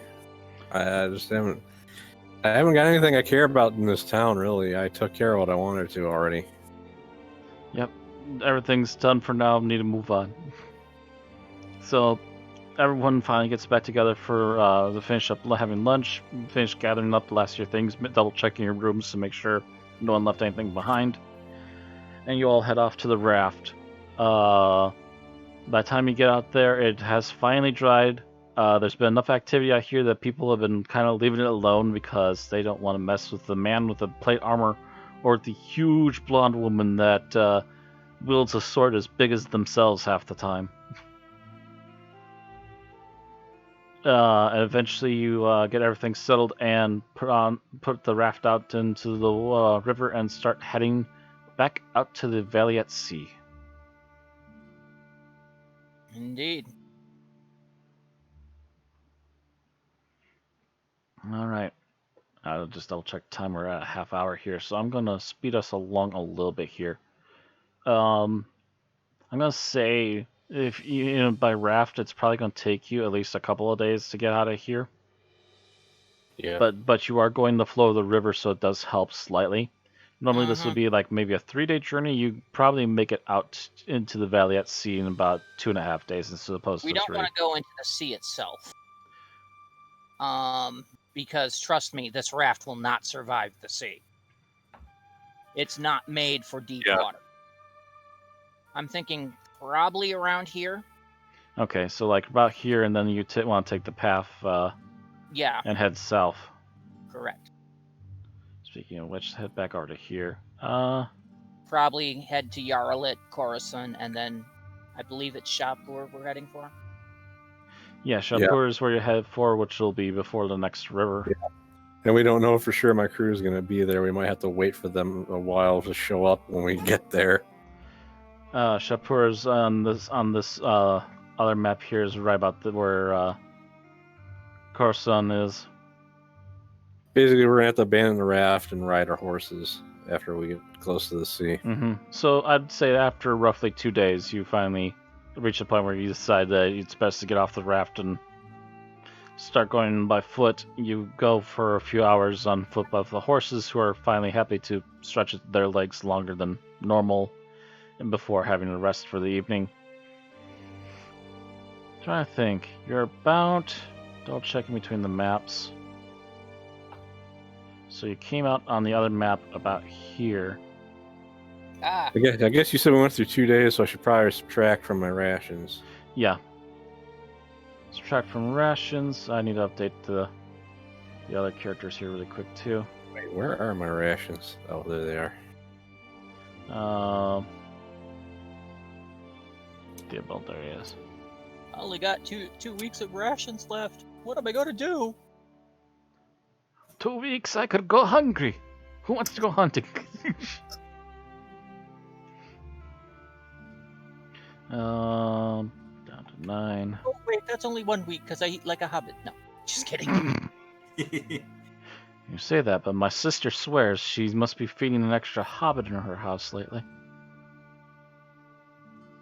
But that was breakfast. What about second breakfast? Which is actually a thing, you know. I believe it.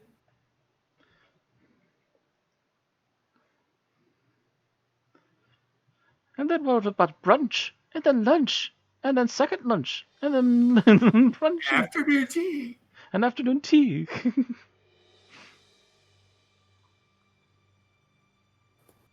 All right. So we're leaving the steppes. Yeah, you're officially completely out of the steppes at this point. And so we're into Turan, so we're basically into desert now. You're basically heading into tropical desert at this point, yes. You see, it's desert, but you definitely see bits of palms, depending upon where you're looking. Some decent brush here and there. Tehran is definitely greener than heading further west into Zamora and Quran, which will be like almost nothing but dunes. And then you've got Stygia, which, yeah.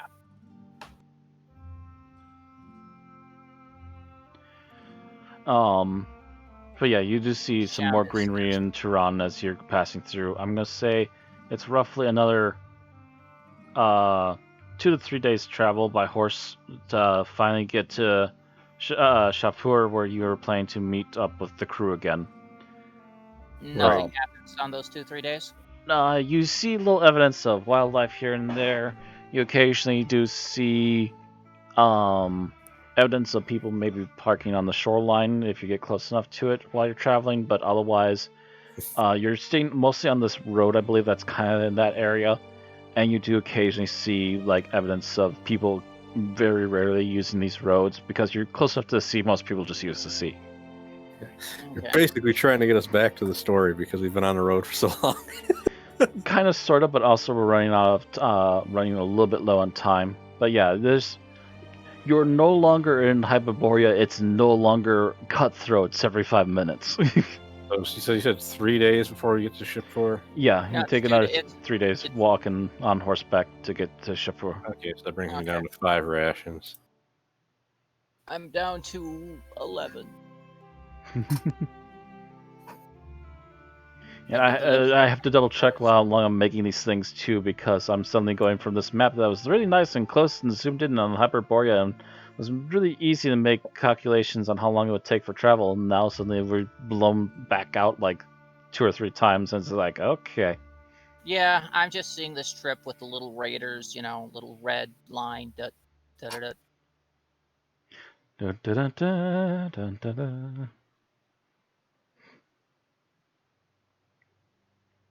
Right, yeah, another 3 days, so they're down to 6. If it'll update, thank you.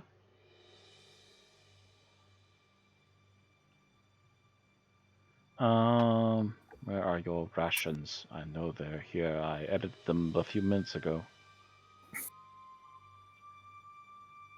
I do got to give you credit for putting as much effort into the travel stuff as you do, because I'm sure you've noticed I'm too lazy to do this in my campaigns.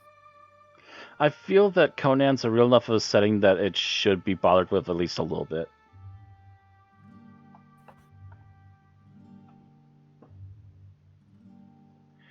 But I'm not gonna like drag it out, and I'm not gonna say every single night you're on the road you gotta worry constantly about being jumped by a cougar or being blasted in the back of the head by a bunch of slavers. That's more in certain areas than others. Although look out for imps. They're weak, but they're assholes. Oh, when you said cougar, my first thought was immediately of an old woman trying to trying to put the moves on us. Oh no, Hey the group of old ladies are trying to grab you all. Oh no. Hey there, adventurers! You want to have a good night with that? No, get away, you. Cougar.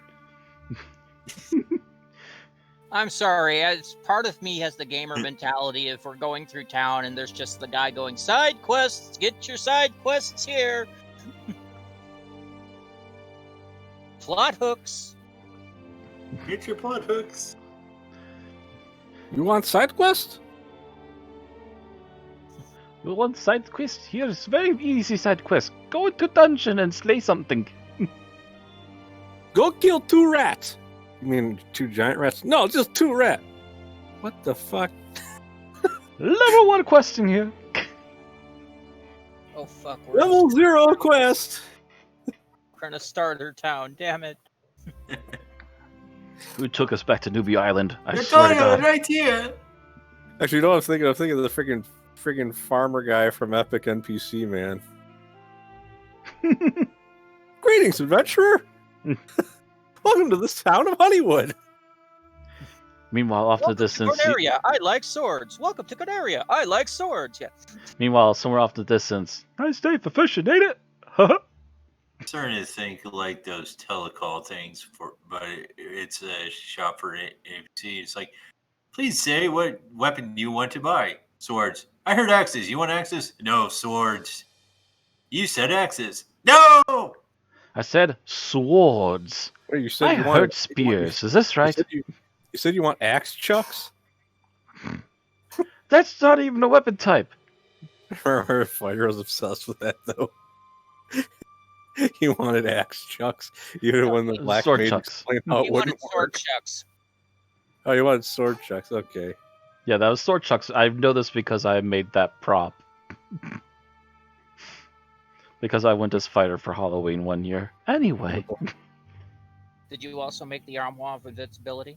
I don't think that was a thing at the time that I recall. That was from the early. That was from the like the first few comics. Was it? But That yes, was something but that was quickly anyway. dropped then. Anyway, So Yeah, anywho, big anywho. Or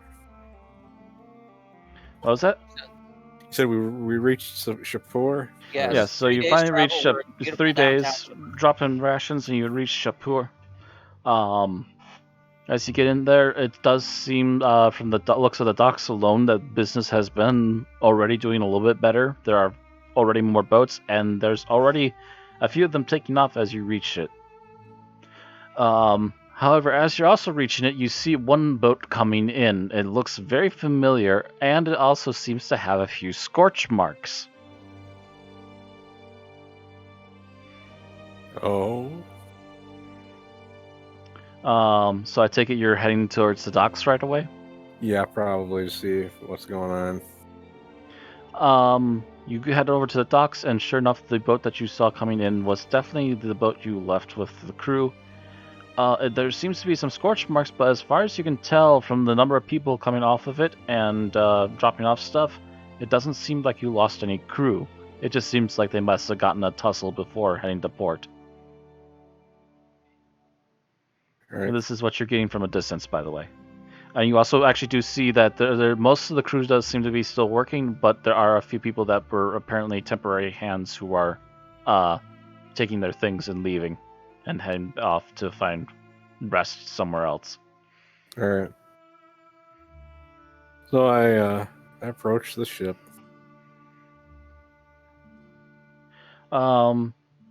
As you approach the ship, you see one new person who was helping the cranes lift off some of the goods from the boat. They kind of look at you for a moment, but quickly pay attention back to what they need to be looking at. A few moments after that is when you hear and see the familiar voice of Roger as he goes, "Ah, Captain, you're finally back!" Off from the distance as he kind of starts to walk over to the side of the ship a little closer where you can see him. That I am. Must have been perfect timing. You seem to have just arrived looking over at the horses and looking back at you. Yep. Oh yeah, don't worry about the marks. He kind of points towards the side where you do see the big scorch marks. One of the guys near the Iron Isles of Iron were trying to throw. Oh gosh, what was it? You hear the familiar voice of the wizard. Demon fire orbs. Oh yeah, demon fire orbs at us. They barely caught us on fire and we were able to put them back out. They almost nearly missed us most of the time. We shot a few more payloads at them and they finally went under. Yeah, so seems like they're getting more uppity.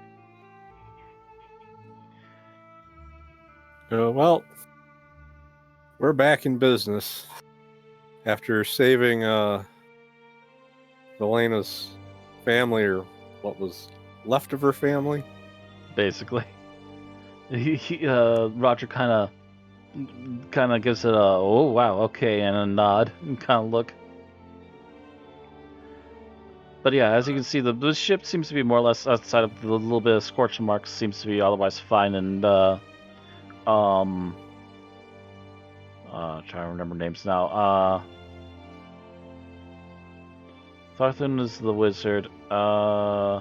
Gunther. Gunther's already coming back up to the boat with planks over one shoulder, ready to start getting back into patching it up.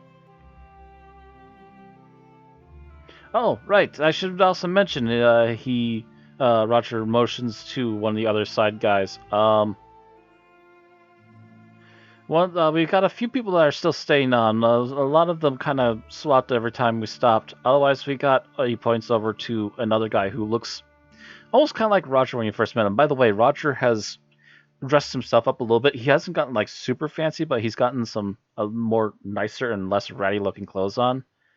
But you see a guy who kind of reminds you of Roger when you first saw him. That's Nura Star. And then he looks over to the guy that you saw earlier near the edge. And that's Carnwyn.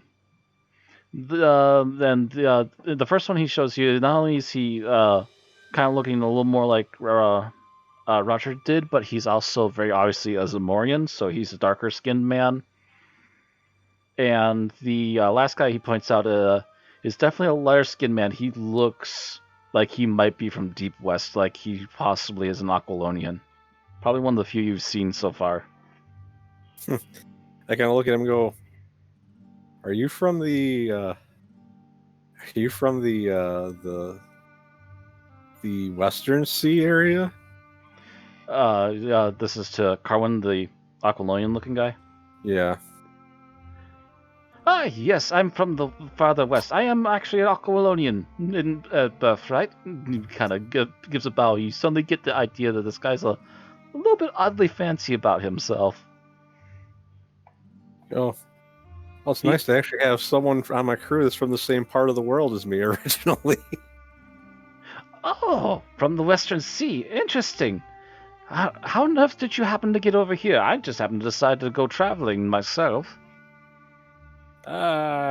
My old crew got killed, and I was just alone, so I couldn't really sail on the sea. I was going down a river, and then I got kidnapped by cultists and dragged over to this side of the world. He kind of looks at you at a thousand-mile stare for a very quick moment. Very interesting chain of events, Captain. Oh, I will have to catch up on some of these. I heard a few things about the rest of the crew beforehand, but that's quite the yarn. Yeah. Well, you can't really expect a normal story with the ragtag group that we've kind of assembled. He does notice that your guys are already carefully bringing on the horses to get back on the boat, and he sees the Sumerian, the Hyborian woman with white hair, the other Zamorian woman who's all dressed up in leather garb, and then the two Nords, and he's just like, very interesting group indeed. All over the place, it seems, on this boat. Yep.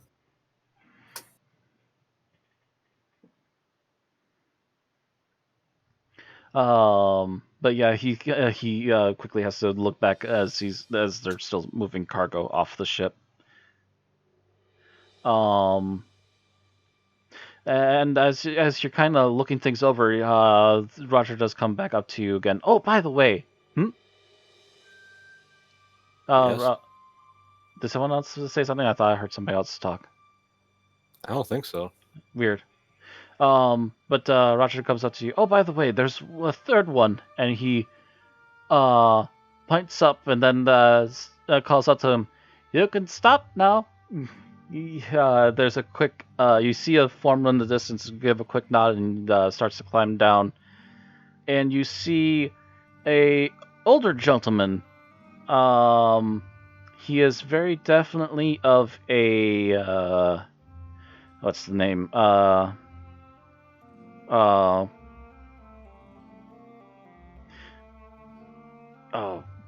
trying to remember the part of the country. He's definitely a Harkanian.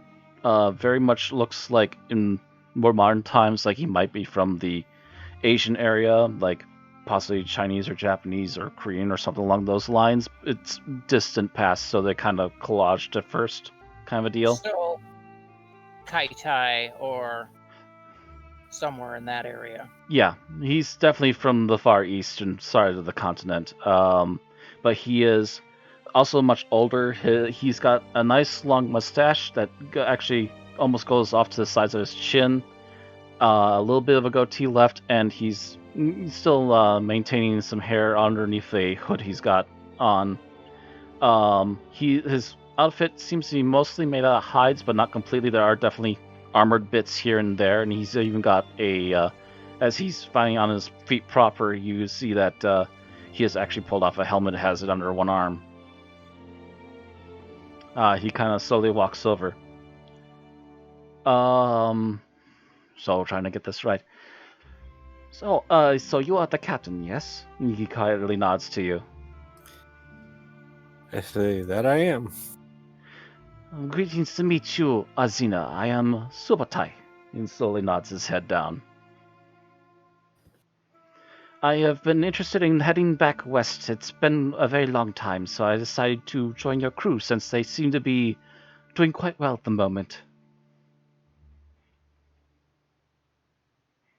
Oh, it's always nice to have another hand on the ship. Quite. I suppose I should introduce then my skill. While the others might be a little more better at fighting, I am definitely a long-range man myself. And he does point slightly to a bow on his back. Well, that's useful. We kind of have a shortage of that. Quite. Outside the catapults, we do need a little bit of extra advantage once in a while. I'm also right there at this point. Assumably, yes, you're helping with the horses, or if they're already your horses are already in, you're probably just kind of taking in everything that's going on, including the new crew members. Although that reminds me, Captain, I did want to get a brazier with some pitch, so that we could use flaming arrows. Right. That's a good point. Subotai looks over to you. Oh, very interesting idea. Yes, that would help to deal with some of their sails in particular, as well as starting their boats on fire. It was an idea that occurred to me in the last battle. He nods, obviously liking this idea already.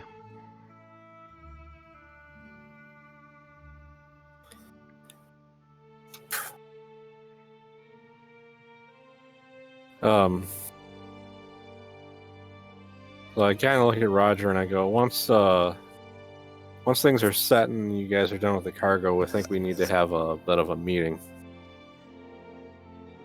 That sounds all right to me, Captain. Let me just make sure everything is tucked away and taken care of. We just need to make sure the last of that cargo is off.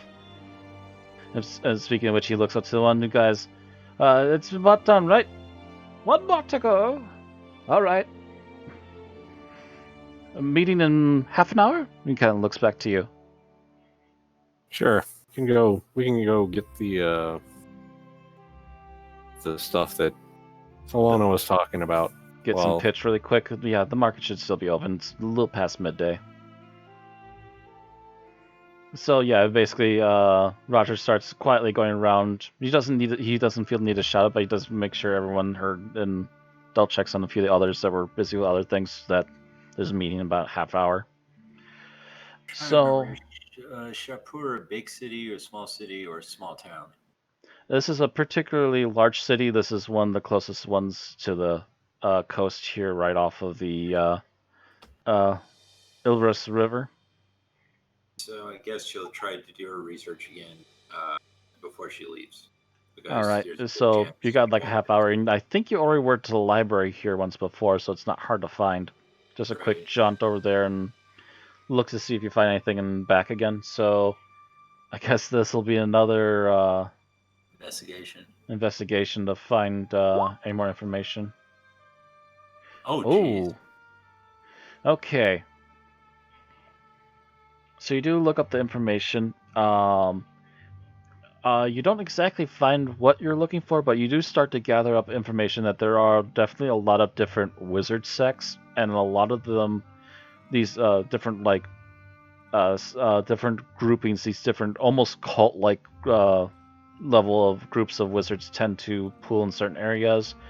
It does mention that there is a group of undead the group of necromancers up in Hyperborea, and it seems like it needs an update now. That there have been a few more, shall we say, almost like blood magic types further to the south. Over to the east, there's been some other odds and ends, and also to the west, you have more of the seers and so forth. In particular, in Aquilania, they seem to be a little bit popular there. Looking up the mind-controlling types in particular, they seem to be about as chastised as necromancers, but they do seem to pool up in groups every once in a while. So, no big info on where to find them, just that they're a lot harder to find. They're a lot harder to find, and outside of the group that was in Hyperborea, necromancers are usually harder to find in a group as well.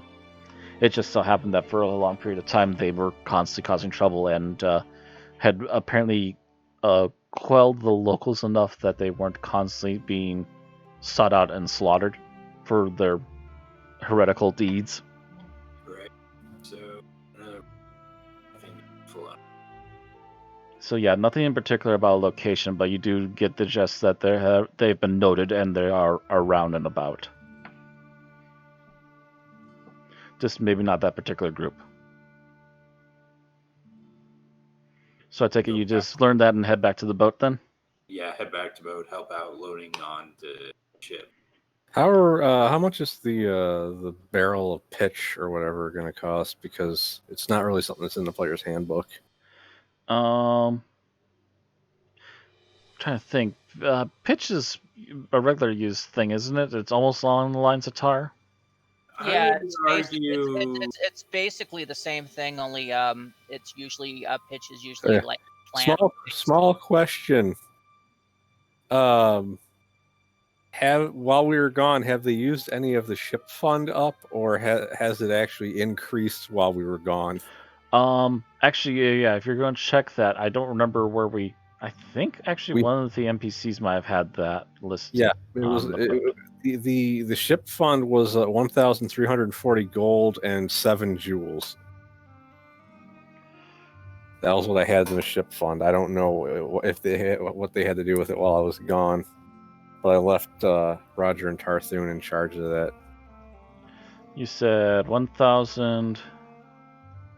340 gold was what was in it, as well as 7 jewels that they could cash in if they needed to.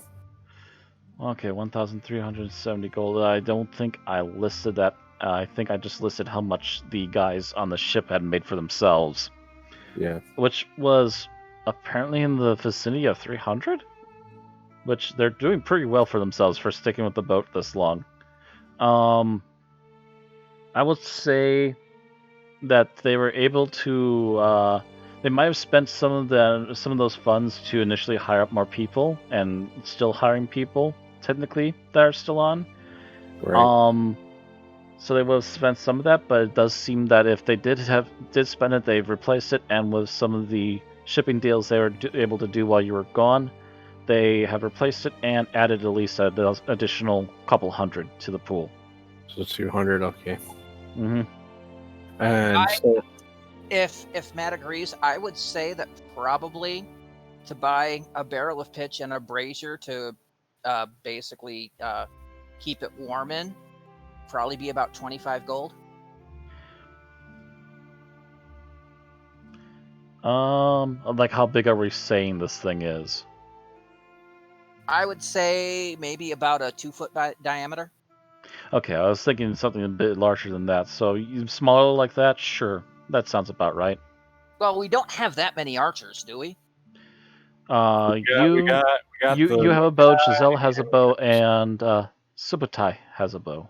Yeah, so three bowmen. The crossbows wouldn't really work because the bolts loaded into the crossbow. The crossbow itself, it would light the crossbow on fire. Right. All right, so that 25. So unless we're getting something like 20 archers, then we might need a larger one. But yeah, if we're dealing with just like a medium to small size barrel, and just enough to help enhance the weaponry a little bit, yeah. Yeah. 20-some gold is not bad.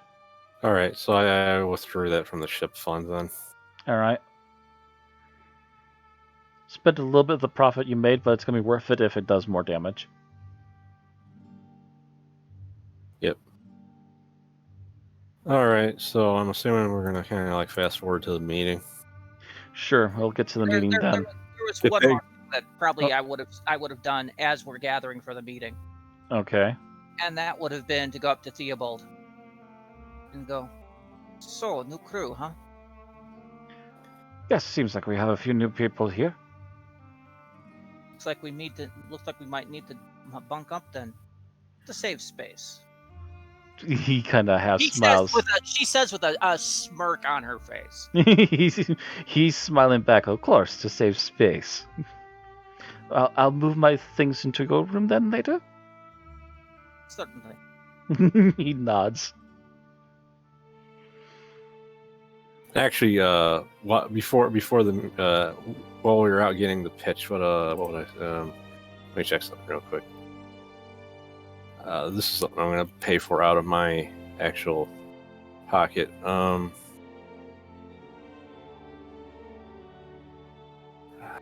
Where is?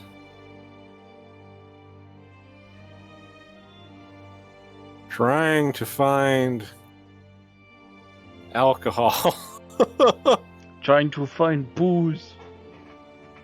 I was gonna say that. Here, I have a bookmark. There's ale. I'm So gonna a little bit further back.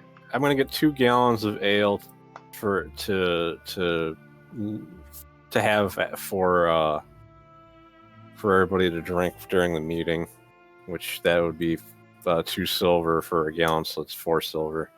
I'm just picturing poor Azina just drinking and goes, "It's not rum." Takes a sip. It's not rum, but it'll do for now. Yeah, so I'll make sure to bring alcohol back as well, just to Liven up things. greet my new crew that haven't met me until now. I take it you probably enlist Thelona as pack mule for that. Oh, you're probably You're already. there, I'm Garrett, assuming too. you and Theobald probably went with me to get the pitch, so you probably Yeah, I would've- assumed that she would be at least carrying the pitch since it was her A idea. gallon's not that heavy, so Okay. like Azina could carry one of them, and And then the Theobald can take the other one, yeah. especially because Azina actually has high strength. So Okay. So yeah, you eventually come back. You got the pitch, which you store away on the top level of the ship, but in a nice corner where it won't be in the way and hopefully won't catch on fire. Well, yeah, it doesn't need to be lit until we're going into battle. Mm-hmm. But you want it handy in case you do get into battle anytime. Correct. I assume you just kind of roll up the gallon kegs of drink and just start popping them open. yeah, get everybody a glass, and Thelona pulls out the giant ass mug that she got from up north. As soon as he sees it, Geralt comments, "I really need to get one of those." Kind of looks around, half expectantly to see if there's a carpenter around, but doesn't see one at the moment, and figures he'll look later. before we really get talking to everybody, I kind of look at Valena and go, "Do you want to keep your family issues to yourself, or?" The crew doesn't really need to know that you're basically royalty. I'm assuming. Probably for the best. They'd be mooching off me within the hour. All right. So we'll keep the story about what happened with your family vague. Geralt is probably already standing behind Valena and nods.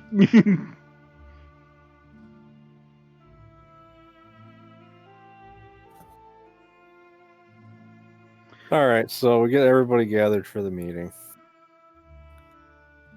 I go, so all my new crew members that joined the crew while I was gone, I bid you a warm welcome.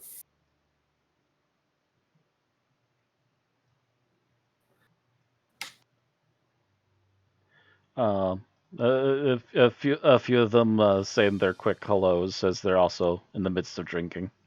Right. You know, not going to go into all the details about what happened while we were gone. Let's just say it was personal issues that needed to be taken care of for one of my crew members. But we saw our share of battles and Lots of bad people. killed lots of bad people. Killed a crazy necromancer person. That part gets a couple cheers.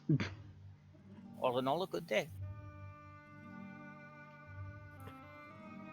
And during this, Thelona thoroughly displayed her skills at combat and leadership as she led some mercenaries that had joined us in this battle. As such, I've decided to name Thelona as my second in command. If in any situation, if I'm not present or incapacitated, she's in charge. Treat her the same way you treat me. A few long looks for a moment, but then quickly a couple of hey and a couple of tankards clank. No, does anybody look upset by that? Not noticeably. They're just kind of maybe taken aback for a moment, but then just go, "Hey, she did well. Okay, sure, yeah." Okay, I was just checking among the older crew to make sure there was no sense of resentment. No, the carpenter's happy being a carpenter. The scout's happy to be the scout. Maybe Roger looks maybe a little but he's just like, you know what? I'm supposed to be the scout anyways. So it's not a big deal. And oh, actually, I was seeing the scout earlier. The coordinator. I can't think of his name now. What that job is. The spotter. I don't know. That's technically Roger, the guy who's supposed to be coordinating the ship where it's supposed to be going. Navigator. Yeah, that's the navigator's usually fine with his navigation job. He's fine with that. A couple of them are mostly there just to be muscle, so they're not particularly overly surprised either. Health went up. Hmm? I can see Roger's hit points went up. Oh yeah, I haven't actually shared these yet. So, by the way, in between the time gained to here, I'm now going to share all of these. Let me pop these open. I think I have to edit them. Maybe not edit them. I think maybe it's just a normal thing here. No. How do I share these? Oh, show to players? Yeah, there we go. Yeah, but it won't let us actually look at the character sheets. It just pops up the avatar you picked. Then how do I tell these stupid things to fully share then? Oh, you can't actually let us look at the character sheet unless we're able to edit it. Oh, so it has to also be controlled by. Yeah. So, but like, we can still see we'll still see their names in the list though on the journal. Yeah, that replaces the handout things you had for them before, basically. Yep, I fully made them into character sheets now. Really quickly gonna try and get all of them. Okay, all players. All players. Okay, that takes care of him. Roger.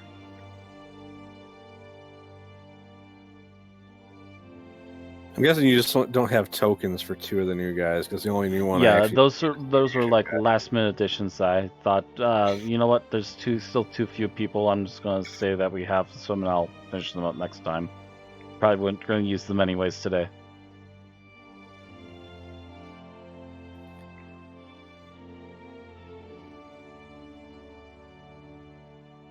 That one is just for me right now. We'll see if I feel like sharing him later. All players. All players. Save changes.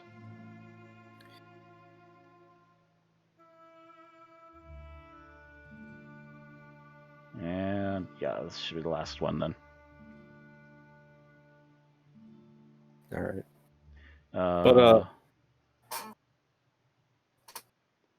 players and all players. Yeah, a few of them got more sensible numbers for some of their stuff.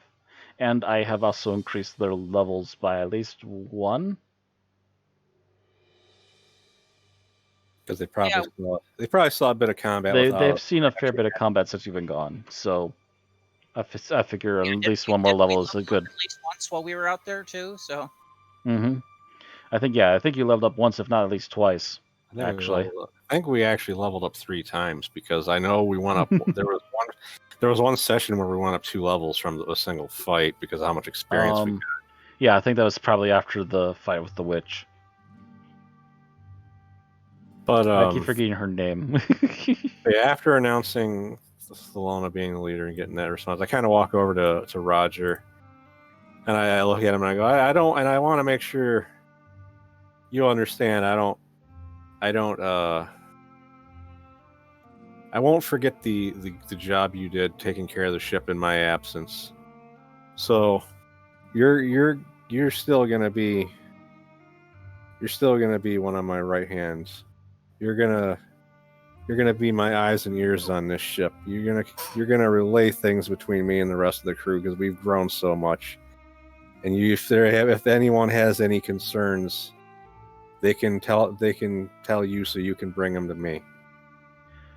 Roger quickly looks up to you and nods. Yes, Captain.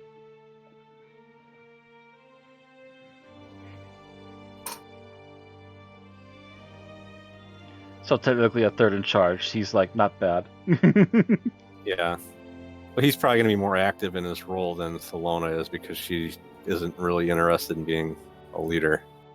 But at least not until combat happens. Right. Roger does know more about sailing, obviously.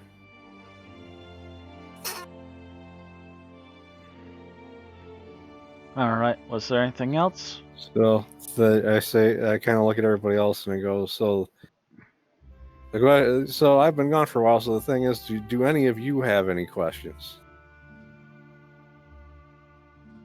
There seems to be a general quiet for a moment before Subotai speaks up first.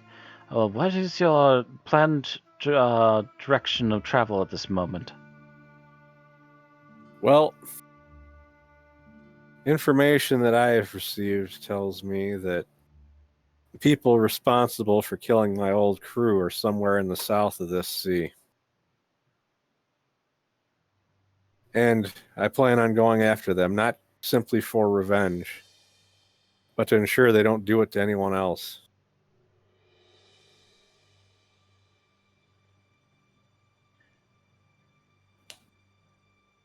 And obviously we'll take their treasure as well. At first Subotai seems pleased with the answer, and then with the mention of extra loots, you hear a few and a few more cups clank. You never said. Do these people have any particular banner or marker? Does Azina actually know that information? She probably would have seen it before your boat went down. But I'm willing to say that maybe we should pause there and you come up with something because it is time for tonight. Yeah. So we'll continue at this point next time. Okay. Alrighty.